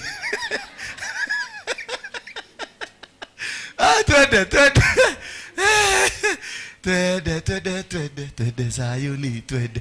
Wazee wa mji wakatoka kumulaki wakiwa wanatetemeka. Wakamuuliza, je, kwa sababu walikuwa najua mahali Samueli ameonekana lazima watu watetemeke. Mahali Dora akiingia mahali lazima watu wanaanza kuhara bila reason. Bila reason. Hello. Tulikuwa mahali pengine kwa mazishi. Papita tukana. Waka watu nasema, nilikuwa nimejificha akasema, "Ndiona adolego huko." Kwa hiyo adolego huko, adwamana ni maoketa. Yaani kwa sababu kuna mkuhara wameanza kuhara kwa sababu you are not an ordinary person. Bwana Yesu asifiwe sana. You are not like them. You are special. Wewe ni mtu ambaye ametengenezeka na vitu vingine ambavyo hawana, viungo vyako hawana. Sasa usijali, utashinda vita. Yaani usishinde ukibabaishwa. Walikuja kama wanatetemeka, wakauliza, "Waokana dhayo?" Todo wanajua akifungua mdomo aongee tu kitu kimoja, watu wanakujika. Tuendelee hiyo basi nyingine. Sema spiritual awakening. You must understand the process. Wacha kusoma uone ati alimwagiliwa mafuta, ndio Daudi alimwagiliwa mafuta. Ati alifanywa wachana hizo zote. Angalia ka process. Fuatilia ka process venye kanaedaga. Ndio katakawambia wewe uko ndani ya process ama hauko ndani ya process. And to understand the Bible, understand the process. Don't understand the language. The process ni mzuri sana kuliko the language, kuliko the content. Content hiyo ati Daudi alimwagilia, ati Daudi agetererio maguta, na ke Daudi alikia gwetererio maguta, na ke agetuika muthamaki. Tigana gutuika muthamaki, twethe ga process ga guthi hau nigetha ndia itererio maguta ri agereire gacira kariko.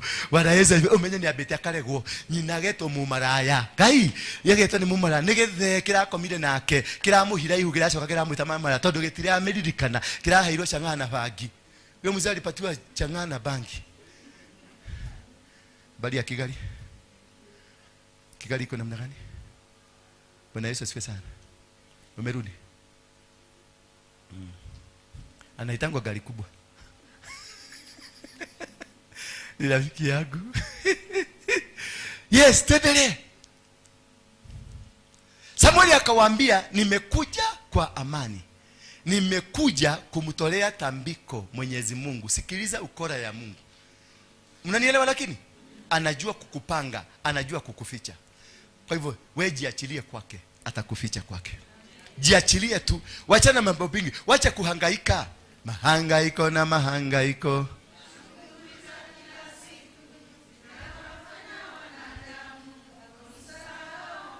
Ndio, kwa sababu unahangaika, hutaki kuangalia process, hutaki kuangalia venye Mungu anakupeleka. Wewe umekuwa na mahangaiko. Ndio kwa maana nyinyi mko hapa. I think leo jioni mkisikia kwa Ng'ang'a kuna miracle service mtakuwa huko. Mahangaiko na mahangaiko, ashughulia kila siku, ile wafanya binadamu. Yani mahangaiko wakitafuta miracle. Don't go looking for the miracle, look for your God. Understand the processes of God. Understand the season, understand the time, and you will be comfortable. Utakaa chini uendelee na shughuli zako, maana hauna kitu cha kubabaisha, maana unajua huyo Mungu aliyekuweka atakamilisha. Bwana Yesu asifiwe sana. Huyo Mungu aliyekuahidi atakamilisha. Huyo Mungu aliyopanga atakamilisha. Huyo Mungu aliyeanzisha atakamilisha. Maana yeye ni mwanzo na yeye ni mwisho. Hello. Wacha kiherehere, mwambie mwenzako wacha kiherehere.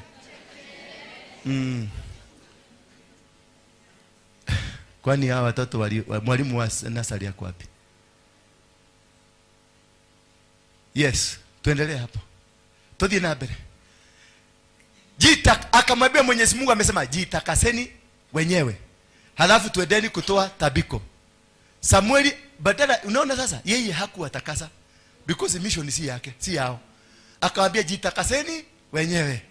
Halafu akamwambia tuendeni kutoa tambiko. Samueli akamtakasa Yese pamoja na wanawe. Lakini hawa watu wengine aliwaambia nini? Tododale wila wao. Hayuko kwenye mission zao. Ukiona na kulenga usifikirie sikupendi, nakupenda. Lakini sina mission zako. Nyama hida makuita lenamo. Nikiona nagikolega. Yes, unawaje teraka ho hado kona ni dako hepa. Todie na wila wako. Mwadhani ya washo. Merage. Hello. Aliwaambia jitakaseni wenyewe. Lakini akaenda kwa familia ya nani? Ya Jese na watoto wake akawatakaza. Hello. Maana mission ni familia. Mission ni kamutu kako huko ndani. Akawatakaza wote. Na alipowatakaza kukafanyika nini? Twende Yese pamoja. Twende haraka haraka mama. Samueli akawaambia 6. Hata 6 ni shida. Ama imeisha? 6. Oyo ni mtomeo oyo. Walipofika na Samueli alipomwona Eliabu alijisemea moyoni mwake. Unaona mpaka nabii amechanganyikiwa. Watu watachanganyikiwa maana hawataelewa the plan of God in you. Only God understands it. That is why you look irrelevant to people but irrelevant to God. Bwana Yesu asifiwe sana. That is why they see, and when they look at you they see like you are not going anywhere, but God has a plan for you. You are going somewhere. Then he says alijisemea moyoni mwake, hakika mpakwa mafuta wa Mwenyezi Mungu ndiye huyo aliye mbele ya Mwenyezi Mungu. Kwa sababu ni kijamaa kilikuwa tall, dark and handsome. Yani kimudu kiega yani. Nona gija jadi ni Ismail kimudu kiega ginya mudrumi alake na geke nikio. Ukenda mudrumi uradi mayo ni mudrumi olioki. Tuendelee verse 7. Lakini Mwenyezi Mungu alimwambia usiangalie sura yake na urefu wake, kimo chake. Unaona ni tall, dark and handsome. Maana aliangalia utoro, akaona kila kitu na kimo chake. Ni kimudu gikalite wega fiu kinyoroku. Mimi nimemkataa kwani siangalii mambo kama wanavyoangalia binadamu wenye kufa. Binadamu huangalia uzuri wa nje, lakini mimi naangalia uzuri wa moyoni. Hallelujah. God is after the heart of somebody. God is after who you are in your heart, not after your face. Your physicality has nothing to do with God. Utio didoki haka maguta. Teo didoki haka nyamu cia red goko na cia blue goko na cia yellow na goko kongi. Yes, relax. Ka venye Mungu alikutengeneza. Maana tikuwa Ngai ararora ati uka kanitha we jibodoete. Achana na kujibodoa. Ka gumu kama waroige. Yede haka maguta matajiri. Yeah? Aremis. Emeta kwa Aremis. Ogwe ntwekera thikemwe. Yes. Don't know Black Beauty. Nikwe haka Aremi. Tara mundu wothe ujibodo eta guku kona ena kasoro hanini. Mimi sijasema umejipaka. Sasa anasema ni matigire, ni damuria. Niko meuburaga. Yes. Twende 8 twende tukimaliza. Masaa imeenda sana. Kisha Yese akamuita Abinadab na kumleta mbele ya Samueli. Lakini Samueli akasema wala huyu hakuchaguliwa na Mwenyezi Mungu. 9. Yese akamleta Sham. Samueli akasema wala huyu hakuchaguliwa na Mwenyezi Mungu. 10. Yese aliwapitisha wana wote 7 mbele ya Samueli, lakini Samueli akamwambia Mwenyezi Mungu hajamchagua yeyote kati ya hawa. Sikiliza statement ya kwanza. Yese, ngoja kidogo mami. Yese aliwapitisha wanawe wote. Aliwapitisha nini? Wacha ondoa 7. Ondoa 7. Wanae wote. Ciana ciake ciothe. Hello. Ahe tukirie ciana ciake ciothe. Ugo ndari na mwana ungi. Tondu mwana wa Ngai, mundu wa Ngai ti wa andu. Hello. Mundu wa Ngai ti wa andu na ti wa mundu. Lazima baba mwenyewe angedhibitisha, I do not own this baby. This baby belongs to God. Haya tuendelee basi tuangalie. Imekuwa tamu kabisa. Halafu akamwambia, je, wanao wote wako hapa? Yes, akamjibu, bado yuko mdogo, lakini amekwenda kuchunga kondoo. Samueli akamwambia, mtume mtu amlete, sisi hatutaketi chini, tutigoikara thĩ. Mũthamaki ndaikaragĩrwo thĩ nginya mũthamaki akinye. Hatutaketi chini. Waambie maadui zako hatuketi chini mpaka ufalme wa Mungu usimame, mpaka tushinde, mpaka tufaulu. Hatutakaa chini, tutigoikara thĩ, tutigoikara thĩ. No nginya tung'ang'ane, turugame nginya ũthamaki wĩhande. Hatukai. Mwambie hawa wachawi, hatukai chini, tutigoikara thĩ. Yes, ngato kingato. James Maina nganga. Sasa hiyo ni kumaanisha nini? Watu wanganga in the house. Ngato kingato. Mundu kumundu. Kweli wewe ulikuwa mtoto yake. Ani odhi yagete. Akodo igwire hesi yako. Bwana Yesu asifiwe sana. Yani lazima ukataliwe ndio upokelewe na Mungu. Don't worry about what's happening around you. No ginya ogeregwo. Lazima wakukatae, maana wewe si wao. Wewe ni kitu cha Mungu. Akasema kuna kitu kingine. Akasema kuna kitu kingine. Kumbe bingu inajua kuna kitu kingine. Wao wanajua wamefika mwisho, lakini bingu inajua kuna kitu kingine. Kwena kanyamo kage kaharĩrĩirio, kwena kaheka gakureithia. Tupatie hiyo basi. Gakureithio. Yani kakijanaka kuchunga makondoo na ng'ombe, lakini amekwenda kuchunga kondoo. Samueli akamwambia mtume mtu amulete. Basi namba 12, mtume, mwambie mwenzako mtume mtu amulete. Yani niogotomaniro. Yani anasema hivi, niogotomaniro. When time has come, watakutumania na ni Mungu atatoa agizo. Utaenda kuchukuliwa kule huko, maana time imefika ya kubarikiwa. Time imefika ya kubadilikiwa. Hivyo Yese alimtuma mtu, naye akalete. Yule kijana alikuwa mwenye afya, mwenye macho maangavu. Kai Jehova la masenderere boshaya. Yani mwenye macho maangavu. Yani alikuwa ana lidholeho, lione kaogolu tagio gukona mundu othe ni kago. Hallelujah. Hiki mundu gari kameni. Mwenye macho maangavu na wakupendeza. Mwenyezi Mungu akamwambia Samueli, sasa huyo ndiye, inuka mpake mafuta. Sasa ndio huyo. Nataka nikwambie, ndio huyo sasa. Mafuta ndio hiyo imemwagika. Ndio hiyo. Walikuwa wamekufungia nje. Walikukataa. Wakasema mama yako ni msherati. Wakasema wewe ni mtoto wa msherati. Wakakupeleke uchungage ng'ombe. Lakini wakati namba yako ilichomoka, Mungu akatumana kijana akiwa mbali, macho ilimulika kama ya simba. Nataka nikwambie, wewe si mtu wa kawaida. Ndio kwa maana macho yako inamulikanga kama simba. Na ikimulika, baba alikuwa na macho maangavu. Yes. Inajali Jakodo la kama hizo makoma hiyo. Sasa ndiye huyo. Atenuosio. Nosho. Nikayura uga tia marauga. Dugetere wira wadu. Usingoje watu wakutolee ushuhuda. Ni ushuhuda. Usiongojee watu wakutolee ushuhuda.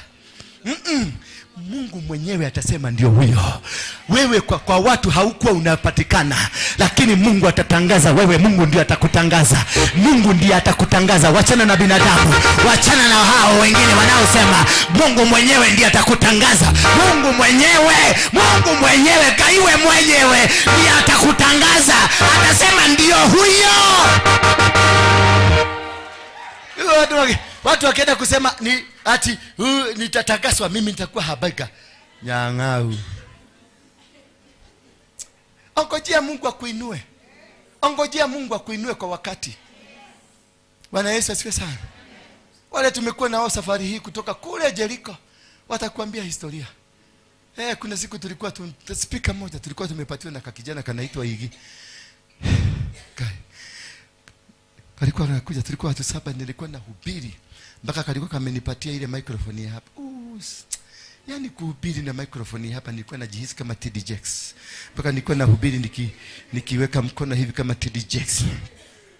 Mpaka siku moja mtu mwingine akaniuliza, yaani unakuwaka na maneno inatokaka tu, Biblia inakutokaka kwa kichwa? Maana alikuwa anashangaa, hajai kuona mtu hatumii Biblia tu, anahubiri mambo ya Biblia, na hubiri na kama TD Jakes.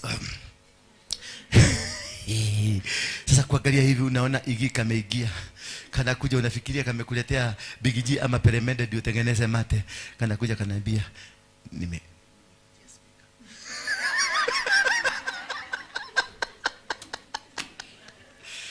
ile utijeksi yako yote nenda shwa, unakatika, unakuwa zero. Namwambia ngoja kidogo. Anakaa pale mbele na safari ilikuwa ngumu. Safari ilikuwa ya mateso. Bwana Yesu asifiwe sana. Lakini Mungu alikuwa shasema ni huyu. Bwana Yesu asifiwe sana. Nilipoanzisha kanisa watu wote wakasema, "Gai, munene wa Mugikirira higulire kanitha." Sasa watu walikuwa wanakuja kuchukulia dirisha munene wa Mugiki akihubiri. Hata kuna wengine wamekuja leo pia wanakuja kuchukulia munene wa Mugiki akihubiri. Lakini huyo munene wa Mugiki Mungu anamjua kule, si wa Mugiki, anajulikana ni mtu aliye mwangavu macho. Haleluya. Nilimwagilia mafuta. Haleluya. Nilimtenga. Haleluya. Wow! Sijui kama mnaelewa hii story bwana. Sijui kama unanielewa vizuri. Nemo kumenya. Nemo limenya ukahora. Umenya mukana. Wanyoyede yuko hivi. Twende verse 13. Twende verse 13. Samueli akachukua upembe, akaweka mwenyewe mafuta, akamiminia Daudi mafuta mbele ya kaka zake. Hao ndio kiko wapi? Kiko hapo. Kiko hapo. Mtu atamiminiwa mafuta, watu wakiangalia mafuta ikimiminiwa, akamiminiwa mafuta, akainuliwa, akakuwa mfalme, akamiminiwa mbele ya kaka zake, mbele ya hao wanajua wao wako na mipango, watawekwa kando, watajiangalilia mtu akimwagiliwa.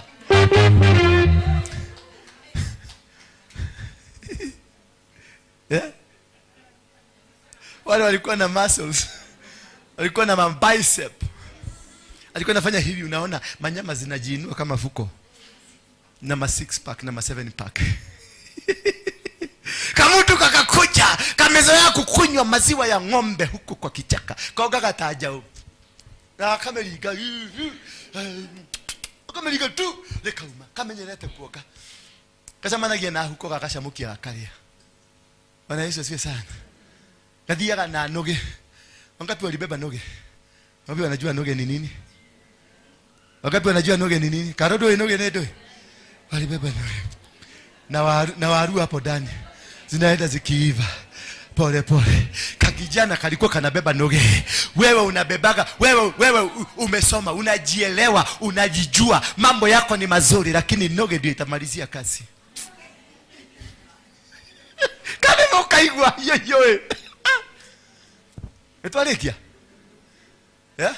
Masaa imeenda. Yeah? Masaa imeenda.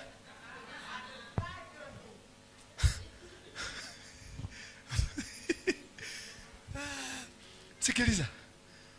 Daudi akamwagilia mafuta mbele ya kaka zake. Wakati utaona unamwagiliwa mafuta na watu wanaokuhusu hawako, hiyo mafuta haijatoka kwa Mungu. Kwanza wale ambao walikupiga sana lazima wakue. Wale ambao walikudharau lazima wafanya nini? Maadui wako lazima wafanya nini? Yes. Kwa sababu hao ndio mashahidi kamili. Mungu na inasema nini? Kaka zake mara that. Sema mara that. Roho ya Mwenyezi Mungu. Yani kwa yaro hiyo kwa roho ya Mwenyezi Mungu ikaanza kutafutana na mjamaa. Maana kumewekwa mafuta mjamaa. Roho wa Mwenyezi Mungu akaanza ikamjia Daudi kwa nguvu. Ikakaa tangu siku hiyo na kuendelea. Tangu that day. Hakuna ni wapi umesikia Daudi akijitagaza? Yeye ndio Habika. Yeye ndio mdhamaki wa Dhayo. Hakuna mahali amejitagaza. Yeye hajasema yeye amepanda bendera kwa mlima, hapana. Ati amejenga madhabahu huko kwa mlima, hapana. Amesema yeye amekuja, ameokotwa kutoka Roru, ameletwa. Kukanyaga tu hivi akamwagiliwa upembe mafuta. Ageitererio maguta. Roho wa Ngai ogioka ihenya. Kutoka siku hiyo haukuhama tena. Hello. Kwa hivyo kile kitu utaanza kusema kutoka siku hiyo kitakuwa ni accurate. Maana roho wa Mungu ako juu yako. Hauwezi kuanza kubahatisha ati leo tarehe 6, tarehe 2, tarehe 4 na hakuna kitu inafanyikana. Ni kumaanisha uko na roho ya kuku mwehe. Because roho wa Mungu aliingia ndani yake kutoka siku hiyo mpaka kwenda mbele. Hakuna siku Mungu akikumwagilia mafuta, hakuna siku utabadilika. Utaendelea kupanuka, utaendelea kuinuka. Jinsi safari yako inaendelea kuwa kubwa, ndivyo Mungu anaendelea kuipanua. Jinsi unavyopanda milima, ndivyo naye Mungu anaendelea kukuinua. Jinsi unavyoenda, ndivyo naye Mungu anaendelea kukuinua. Daudi kalirudishwa, kaliambiwa nenda ukachunge, maana siku iko bado. Kalipoenda kurudi kuchimba, kalikaa 15 more years. Hallelujah. He stayed for 15 more years. Akichunga makondo, akitayarishwa. Hakuletwa binadamu, aliletwa wanyama. Akaletwa simba akararua, akaletwa bea akararua, akapambana na wanyama kule porini mpaka akashinda vita. Ndio wakati alikuja kupambana vita, mnyama wa kwanza alikutana naye anaitwa Goliatho. Alipokutana na Goliatho, umakadarabashenda, alimwambia Goliatho, wewe Goliatho kimana ni kijamaa kirefu, kilikuja kikaangalia kama mtoto, kikashangaa, kwani hawa watu wamenidharau namna gani? Adua kamanya laili hata nikigeke madehera. Baka kauliza, we unajua kilikuwa kirefu, kilikuwa kinaona kama ni kapusi kako pale chini. Kumbe kuna mafuta ndani ya kapusi kale. Kumbe kuna mafuta ndani ya kale kamoto. Kumbe kuna mafuta, kuna Mungu ndani ya kile kitu. Kile kitu ambacho unakidharau, nakwambia kuna mafuta, kuna kitu kinafanyika pale. There is something that is happening in your life. Nataka nikuhakikishie siku ya leo, there is something that God is doing in your life. There is something that God is feeding. Kuna mafuta imemwagiliwa katika maisha yako. Kuna nguvu mpya imewekwa ndani ya maisha yako. There is something new that has happened. Kuna nataka nikwambie there is something. Mwambie mwenzako kuna kitu. Yes. Goliatho, ilibidi Saulo kwanza ndio utangazwe. Mungu ndio hujitangazia mtu wake. Hallelujah. Process ya Ngai, it is God that announces you. The time for you to be announced ikifika, he will announce you.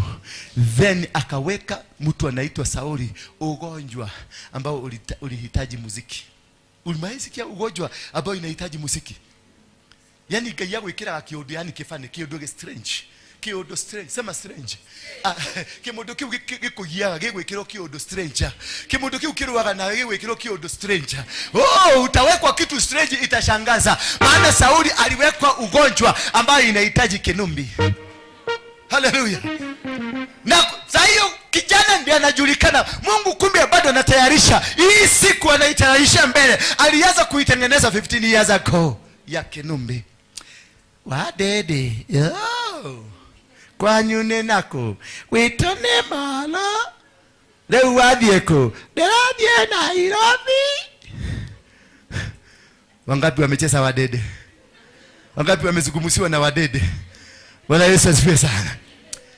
Wadede, kumbe Daudi aliwekwa wandende. Hiyo wandende siku moja Sauli akakuwa mgonjwa na akasemekana ako na pepo ambayo inaweza tu ikiimbiwa itatoka. Kumbe siku hiyo ni ya kutangaza Daudi. Daudi kakaenda kalichukuliwa kichakani kwa mafuta, kakimwagiliwa mafuta, kalitolewa kichakani, kakienda kuwa kwa mfalme, kalichukuliwa kichakani. Utachukuliwa kichakani, utachukuliwa mahali watu hawakujoi, mahali watu hawakutamboi, sio mahali uliwekwa ama mahali ulijiweka. Kaa kando, Mungu akupange. Mwambie mwenzako, kaa kando upangwe nani? Tia wana. Ila mdosi tia wana, kaa kando upangwe. Utapangwa. Kajamaa kaliitwa, kakaambiwa kuna mudhamaki anahitaji rwebo. Kakaenda kakachezea mudhamaki rwebo. Kakacheza, madimoni zikaanza kuondoka moja baada nyingine. Madimoni zikaanza kuamburuka ria zikichomoka. Kakatoka kwa kichaka, kakaletwa mjini. Mwambie mwenzako, ndiko rutogethaka. Nego twaro kule ajagereire, nitapelekwa kule na stahili. I will be positioned. Ninaenda kupositioniwa in my position. Nioko rutogethaka. Tigori mo, nioko rutogethaka. Wika in your position. Utatolewa. It is not by your power. Si kwa nguvu wala silaha, bali ni kwa Roho wa Mungu. Maneno haya yote yatatendeka. So wait for that gracious moment. Wait for that powerful moment. Because when you are in the powerful moment of God, everything will work in systematically. Mpaka watu watakushangaa, watauliza, oyo naye nake araumireko. Haya, kagaini wa magegani yai. Oyo, ni mumui. Mudo ni mumui. Dumui. Muture wali munene wa mugiki. Na by the way, ni ukoleto wikite maundu mega muno. Ni tukwendete muno. Na kumbe huyo ndio alikuwa amesema muuliwe. Huyo ndio alikuwa anasema unyogwe. Huyo ndio alikuwa anasema umaliziwe. Munene. Niwe wani ogetegeke. Hii ni juu ni ugotoria. Na yeye ndiye alikuwa amefanya maombi ya siku 7 ukufe. Wao watakuja kusema utatawala. Wao watasema utaongoza. Wao watasema utabarikiwa. Watasema utaweza. Uko na uwezo, maana Mungu alikutengeneza. Ni mulaigwa natereigwa. Mulaigwa atia? Yeah? Mulaigwa kaodo. Kwa dhamaki ukiharuruka. Thank you. I can see it now. Machi imeweza kuvuguka. Tondu nituma riu nitwetwo ni muthamaki. Nitwathie riu kumuhigira ki. Ugo muthamaki ni ekuguruka.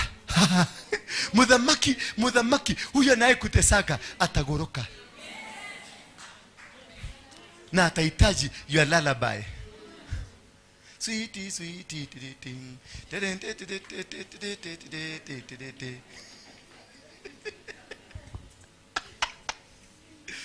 Uyo gato ehereirie ici.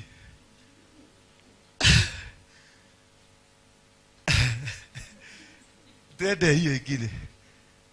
Sikiliza, akamwambia Mungu, Roho ya Mungu akamjia Daudi kwa nguvu. Ikakaa tangu siku hiyo na kuendelea. Kisha Samueli akarudi mjini Rama. Tuendelee 14. Baadaye Roho ya Mwenyezi Mungu ilimwacha Sauli na roho mwovu kutoka kwa Mwenyezi Mungu ikamsumbua.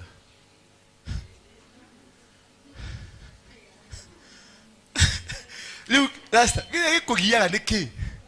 Na Ngai ni kumshughulikia. Roho wa Mungu akaondoka, akaenda kukaa kwa Daudi. Naye roho mwovu akaondoka, akaenda kukaa kwa Sauli. Mutabadilishanwa. Wewe watanyang'anywa, utapokeshwa. Utanyang'anywa, utapatiwa. Roho nekiorona ruma kiambata ile maine kurwa na ithe.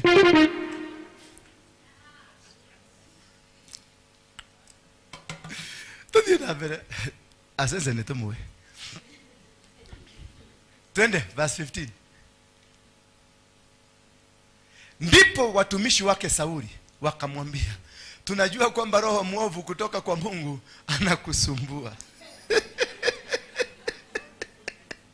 Kwa hivyo ukiona mtu ambaye mlikuwa naye ameanza kuhangaika na kusumbuka, ujue roho ya Shetani yako ndani yake, ujue roho mwovu ameko ndani yake.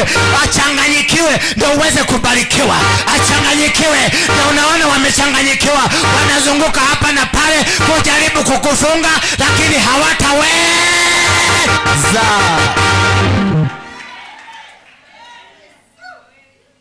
Hawezi.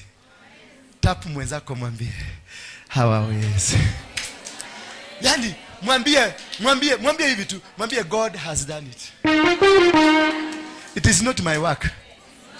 Mwambie it is not my work. Kama unajua, sorry. Mwambie kama unajua Kiingereza, lakini kama ujue mwambie na lugha yako. Sio kazi yangu, lakini kama unajua Kiingereza kama mimi, mwambie it is not my work.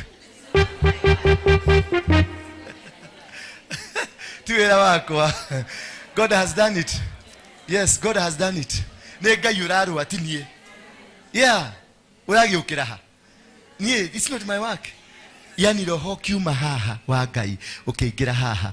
Wako muri urari naguo urauma haha uraingira haha.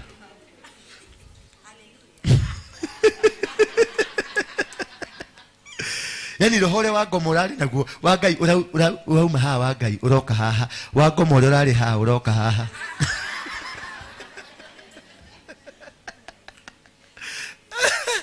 Yeah? Yani, that is how God works for you. So you should not be worried about what they are saying about you. You should not be worried about where they want to take you. They can take you where they want to take you. Just ask them, take me. Yani ungekuwa ungenipeleka jana, si leo, ungekuwa umejipeleka jana. Ama uniambie ni wapi nifike haraka. Wacha kuhangaika ukisubuka gari ya kunipeleka. Niambie nitalipa taksi, nitaenda. Unikutage wapi? Huko. Maana Mungu wangu niko na yeye. Hakuna siku Mungu wangu ameniwacha. Hakuna siku moja Mungu amenitekeleza. Hakuna siku Mungu amewacha. Mungu kila wakati akianza kutembea, anatembea na wewe. Akianza kufanya maneno, anafanya na wewe. Mungu shoka kujira ati. Si ulinge kidogo. Na utembee na maliko kidogo. Utembee kama nganga. Unajua nganga anaekaga kipochi chake hapa kinafura hivi. Kefeti yake. Kipa kuguna hadu. Asa kera gashi fuege haho. Tuko live. Asa wacha niachie hapo. Ameenda ngambo.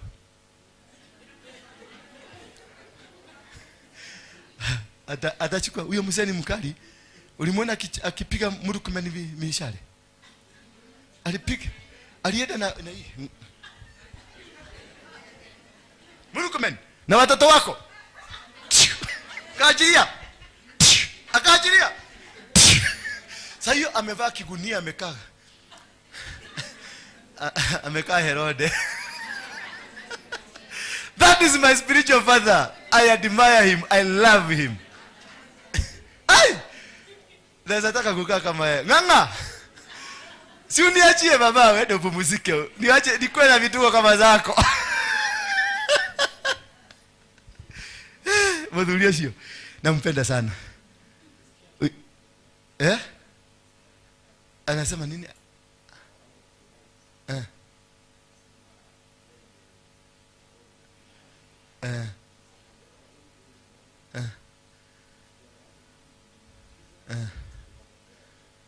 Yenyewe.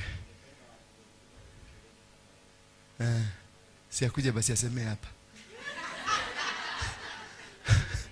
Akuje asemee hapa. Hawezi? Nitamuita. Nimuite? Tutengeneza seminar. Si ndio? Ya one day seminar. Tumuite. Unajua ako na kitu yangu lazima anipatie. Si huyu mzee mwingine alikuwa hapa? Hata yeye akuje. Nitamuita. Wacha nikitoka hapa nitampigia simu. Sasa yako on. Sasa ni saa ngapi? Sasa ndio anatoa mapepo. Nitampigia hasa kunitolea pepo toka. Hasa kulia na uende na nikwasibu.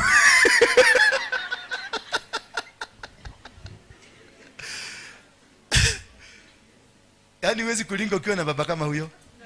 Unalinga. Mimi nalingaga na yeye. Kuna mahali nilienda watu wakaniambia tunasikiaga Nganga ndiye alikuombea na anakuaga na record ambayo sio mzuri. Na nikamwambia wachana na Nganga. Yangu ndio baya. Tulikutana watu wangapi?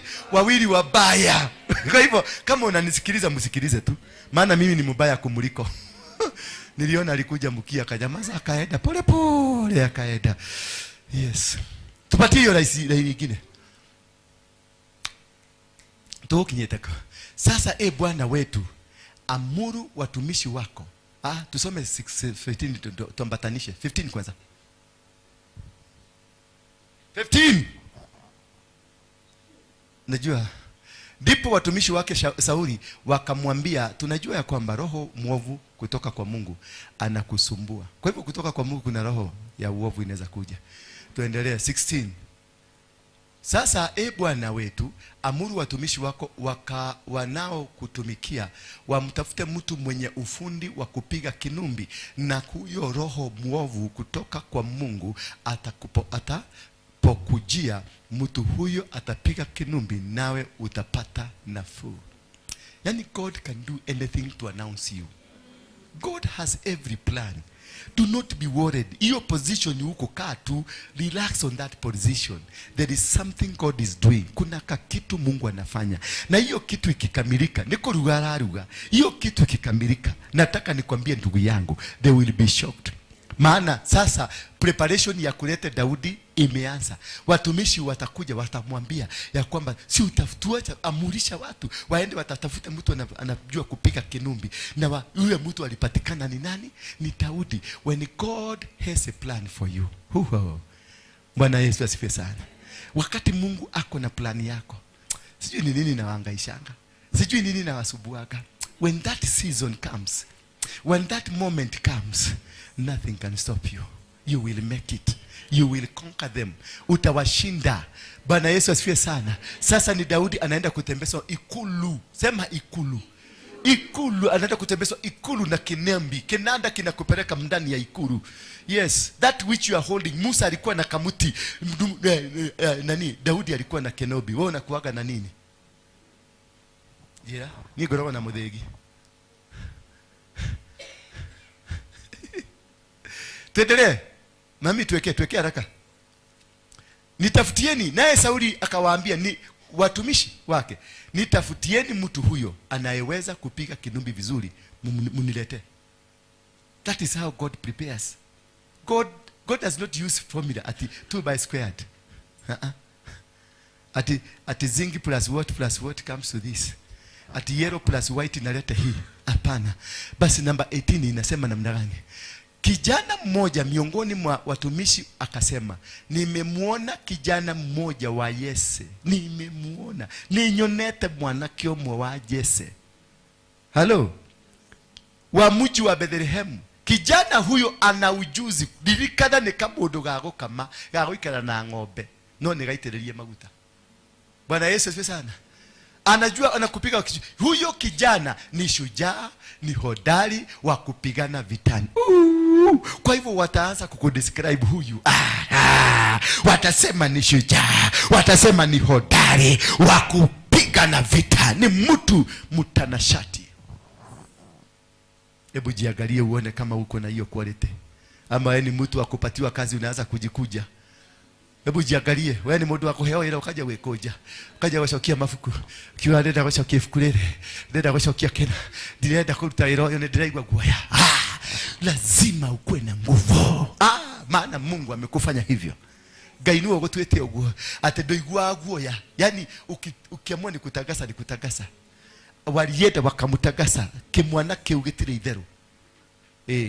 Ikifika ni hapa anajua kuzienda. Ikifika ni kenobi anajua ni kuzienda. Ikifika ni kunyonya busi anajua kuzienda. Otiri odole maga modosho. Twende haraka. Tupatie nyingine. Huyo kijana ni shujaa hodari wa kupigana vitani. Ana busara katika kusema na mwenye umbo nzuri. Mwenyezi Mungu yuko pamoja naye. Yani amedescribiwa what you are. Do you have these qualities? Mulise mwezako. Wewe na qualities ya mthemba huyo. Wewe uko na quality ya mthemba huyo. Uko na hiyo quality. Wewe na quality hiyo. Do you have those qualities? Hizo description hiyo. Yani muthamaki adescribe gogo.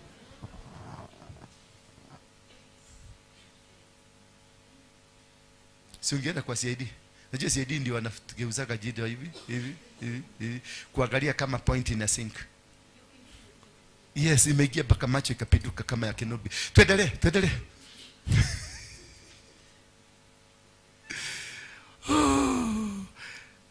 Mungu yuko pamoja naye. Yaani modoyo uli. Yaani hebu tusikilize. Twende pole tu. Hii kitu imenikamata hapa. Hii point sikuwa naijua. Kijana huyo ana ujuzi wa kupiga Kenobi. Huyo kijana ni shujaa. Huyo kijana ni hodari wa kupiga vita. Huko ni mundu wendete bara toshuru.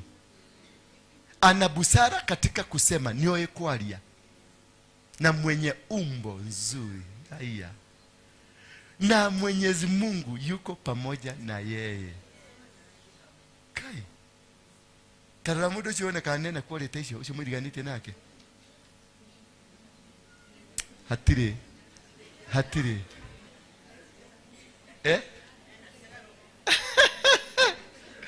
Twende verse 19. Hiyo nitaikurorera. Hivyo Sauli alituma ujumbe kwa Yese na kusema, nitumie mwanao Daudi. Unakumbuka Daudi, roho wa Mungu ambaye alikuwa kwa Sauli alitoka akaenda kwa Daudi. So mafuta imeanza kutafutana. Mafuta imeanza fanya nini? Maguta ni majawosharania. Todo kipati kenene kilo 3 cia maguta sina Daudi. Muthuri atigirwo nuthu kilo. Na gikiro maingi. Nikyo aretia maguta maria mangĩ moke mamuteithĩrĩrie. Bwana Yesu asifiwe sana. Na ndio kwa maana Daudi alisema sitaua huyu. Alikuwa na nafasi ya kumumaliza na akasema do not touch the anointing, because ile anointing ako nayo ni ile ya Sauli. Kwa hivyo angeua Sauli angejiua. So wewe uko na ushuka apostle. Wewe uko na ushabagia apostle. Wewe uko na ukakoroga apostle. Utakufa. Kama Daudi anaona hivyo, na wewe umekaa hapa umengedia tu, ate ukire kungangana, ate kuhura, ate kuhiga, ate kuwa, ate weka. So wewe. Soma Biblia. Soma uelewe. Tomorogi, ndio tomorogi leo. Tomorogi. Soma Biblia. Hapa utoboi. Tuwatoboa. Karo. Ndwire tomorogi tutigo toboa guko. We, apostle. Na mode we smart. Na ndũrekĩra karathi kwa ici.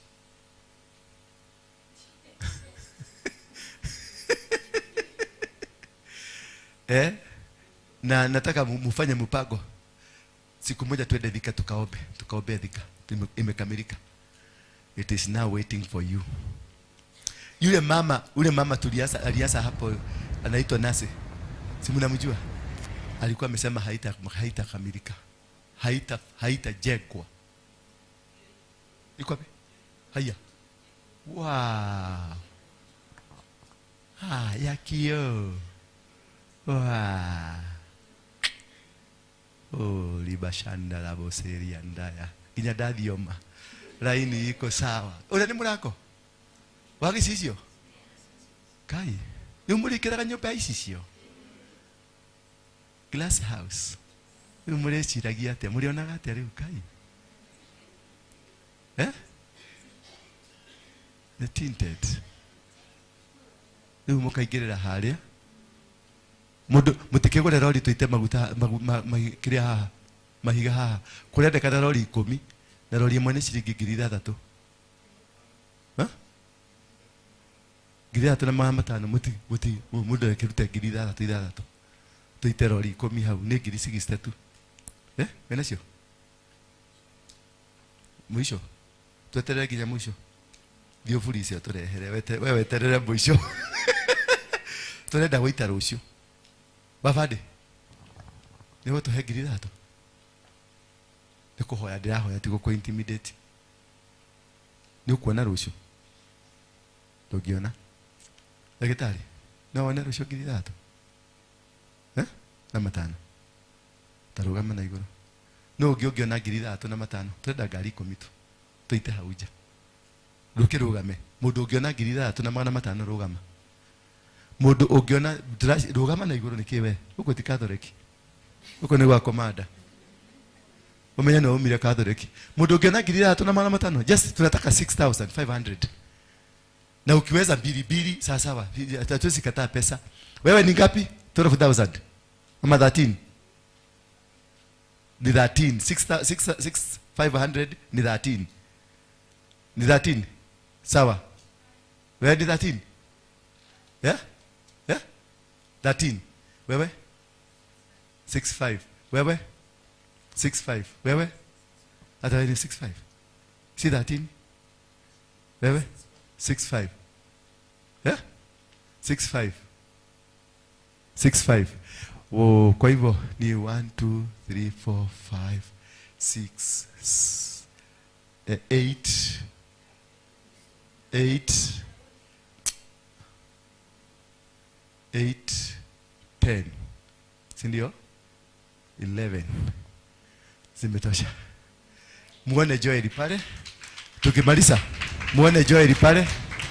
Joel ndio manager, muone Joel pale, muandike kesho hiyo pesa naitaka by saa 4. By what? Saa 4 ndio huyo mtu akumwaga hiyo mawe atumiwe pesa amwage hiyo mawe.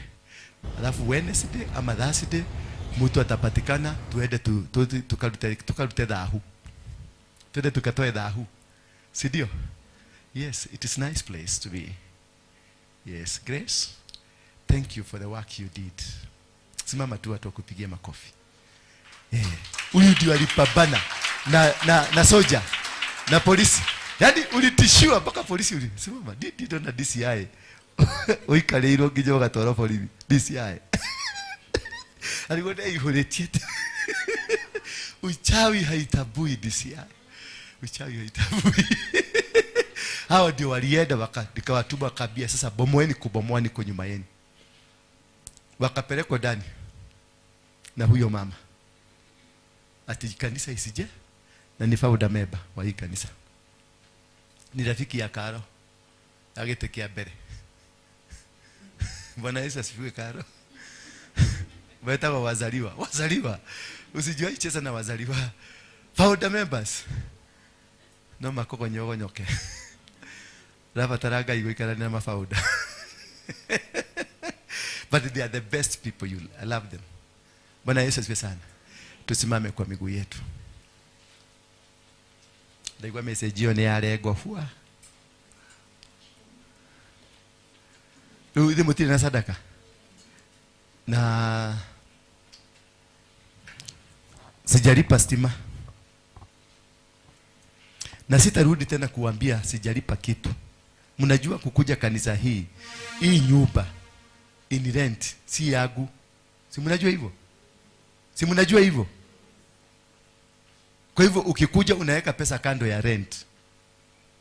Hii nyumba tunalipanga almost 500,000. Kuna bili ya stima, kuna bili ya maji, kuna bili ya kuzoa taka pale. Inaleta karibu 1,500. Na wewe unakuja hapo unatoa shilingi 100. Ni ukawa kanitha gaitoria gegathaka, uria gegatheru. Uone daka ginya kanitha yake ya isicio. Nigetha ndimwamba battery.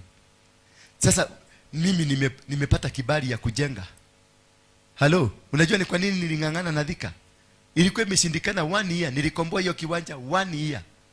Nimeshindwa kujenga. Maana hiyo ni destiny. Bwana Yesu asifiwe sana.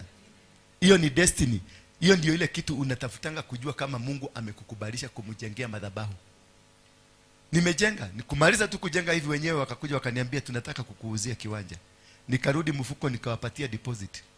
Sasa nangangana nimeanza kulipa hizo zingine. Maana nilitaka kuelewa demwetekerie gwaka na mukoma kwa mele thakame. Wakati nimeikamilisha naenda tu hivi naendaga naangalia. Hata saa hii nikichomoka hapa nitaenda mpaka huko tu. Niende tu nikaa hapo niangalie. Naambia Mungu asante kwa kunikubalisha nikujengee madhabahu. Hivyo ndivyo mtu anajuaga kana mwetekerie waka kigogona. Kigogona gitiakagwo ni andu othe. Ndio naona nikiambia watu watoe, kuna wengine wanasema hawezi toa, lakini ukiwaambia tutoe pesa ya kukula ugali watatoa. Maana hawajakubalishwa kujengea Mungu mikono yao iko na damu, lakini sio yenu, sisemi yenu. Kuna vitu lazima ufanye, kuna vitu lazima ufanye. Sasa tunajenga ya Lodwar.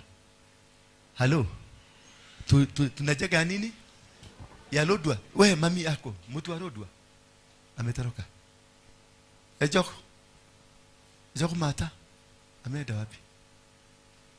Lodwar ametoka, atakuja kutuambia. Lodwar juzi nilikuwa huko tukapata 2 acres. Jana huyo mtu wa Lodwar nilikuwa nataka kuja tuambie. Jana tumepata another 2 acres. Jana.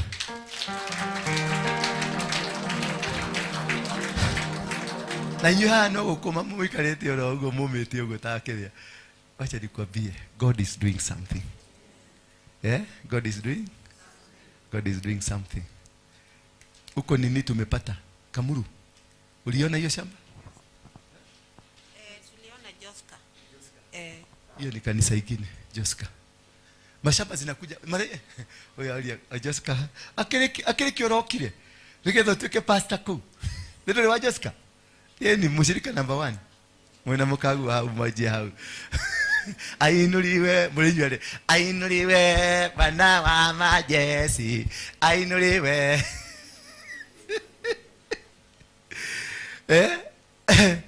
Sina vile tunatamba. Na model yetu ya kujenga ni hiyo ya Thika. Lakini sasa tuta-improve. Hiyo tulikuwa tunajaribu kuangalia. Tuta-improve. Sasa nimepata kiwanja hapa ni ya rent to buy. Rent to buy. Iko hapa 1 acre. Ndio tunajaribu kunegotiate, ikikubalika tutajenga nyumba kama hiyo, tamu kuliko hiyo ya Nairobi head office. Bwana Yesu asifiwe sana. Leo negodie. Yes, negodie leo. Oka haha. Na kitu kana kusema kuja hapa ni kusemaje?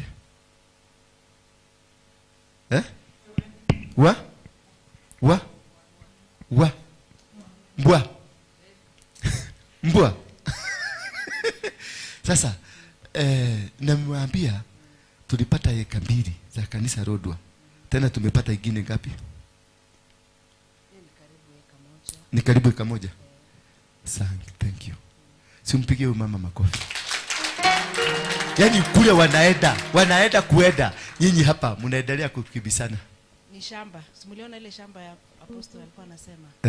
Ni hapo tunaanza kumiliki. Ile shamba. Ni kule kuna limwa. Ni kule kuna limwa Apostle. Tumepata? Ni hapo. Thank you. Niko nafikiria niko town. Kumbe ni huko. Kwa shamba. Hapo tutapata 100 acre. Amen. Thank you. Ndio tutaenda kulima. Thank you. Mungu akubariki. Lete ni sadaka kwa sababu ya hivyo. Acha nione sasa. Mungu wangu. Lete sadaka na karaka. Ninakupenda. Bwana Mungu wangu. Ninakupenda. Umefanya mambo ya ajabu. Umefanya mambo ya ajabu. Bwana Mungu wangu, ninakupenda. Bwana Mungu wangu, ninakupenda. Umefanya mambo ya ajabu. Umefanya mambo ya ajabu. Bwana Mungu wangu, ninakupenda. Bwana Mungu wangu, ninakupenda. Umefanya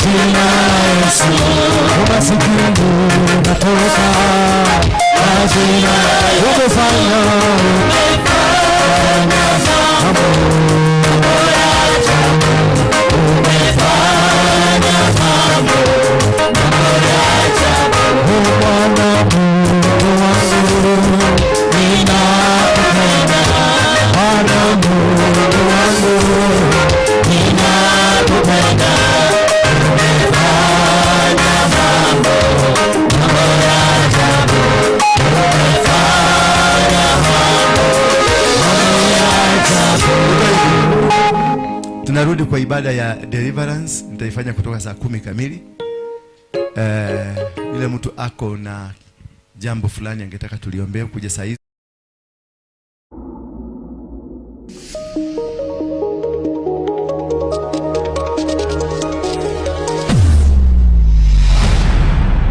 Bethel Clouds TV, empowering lives.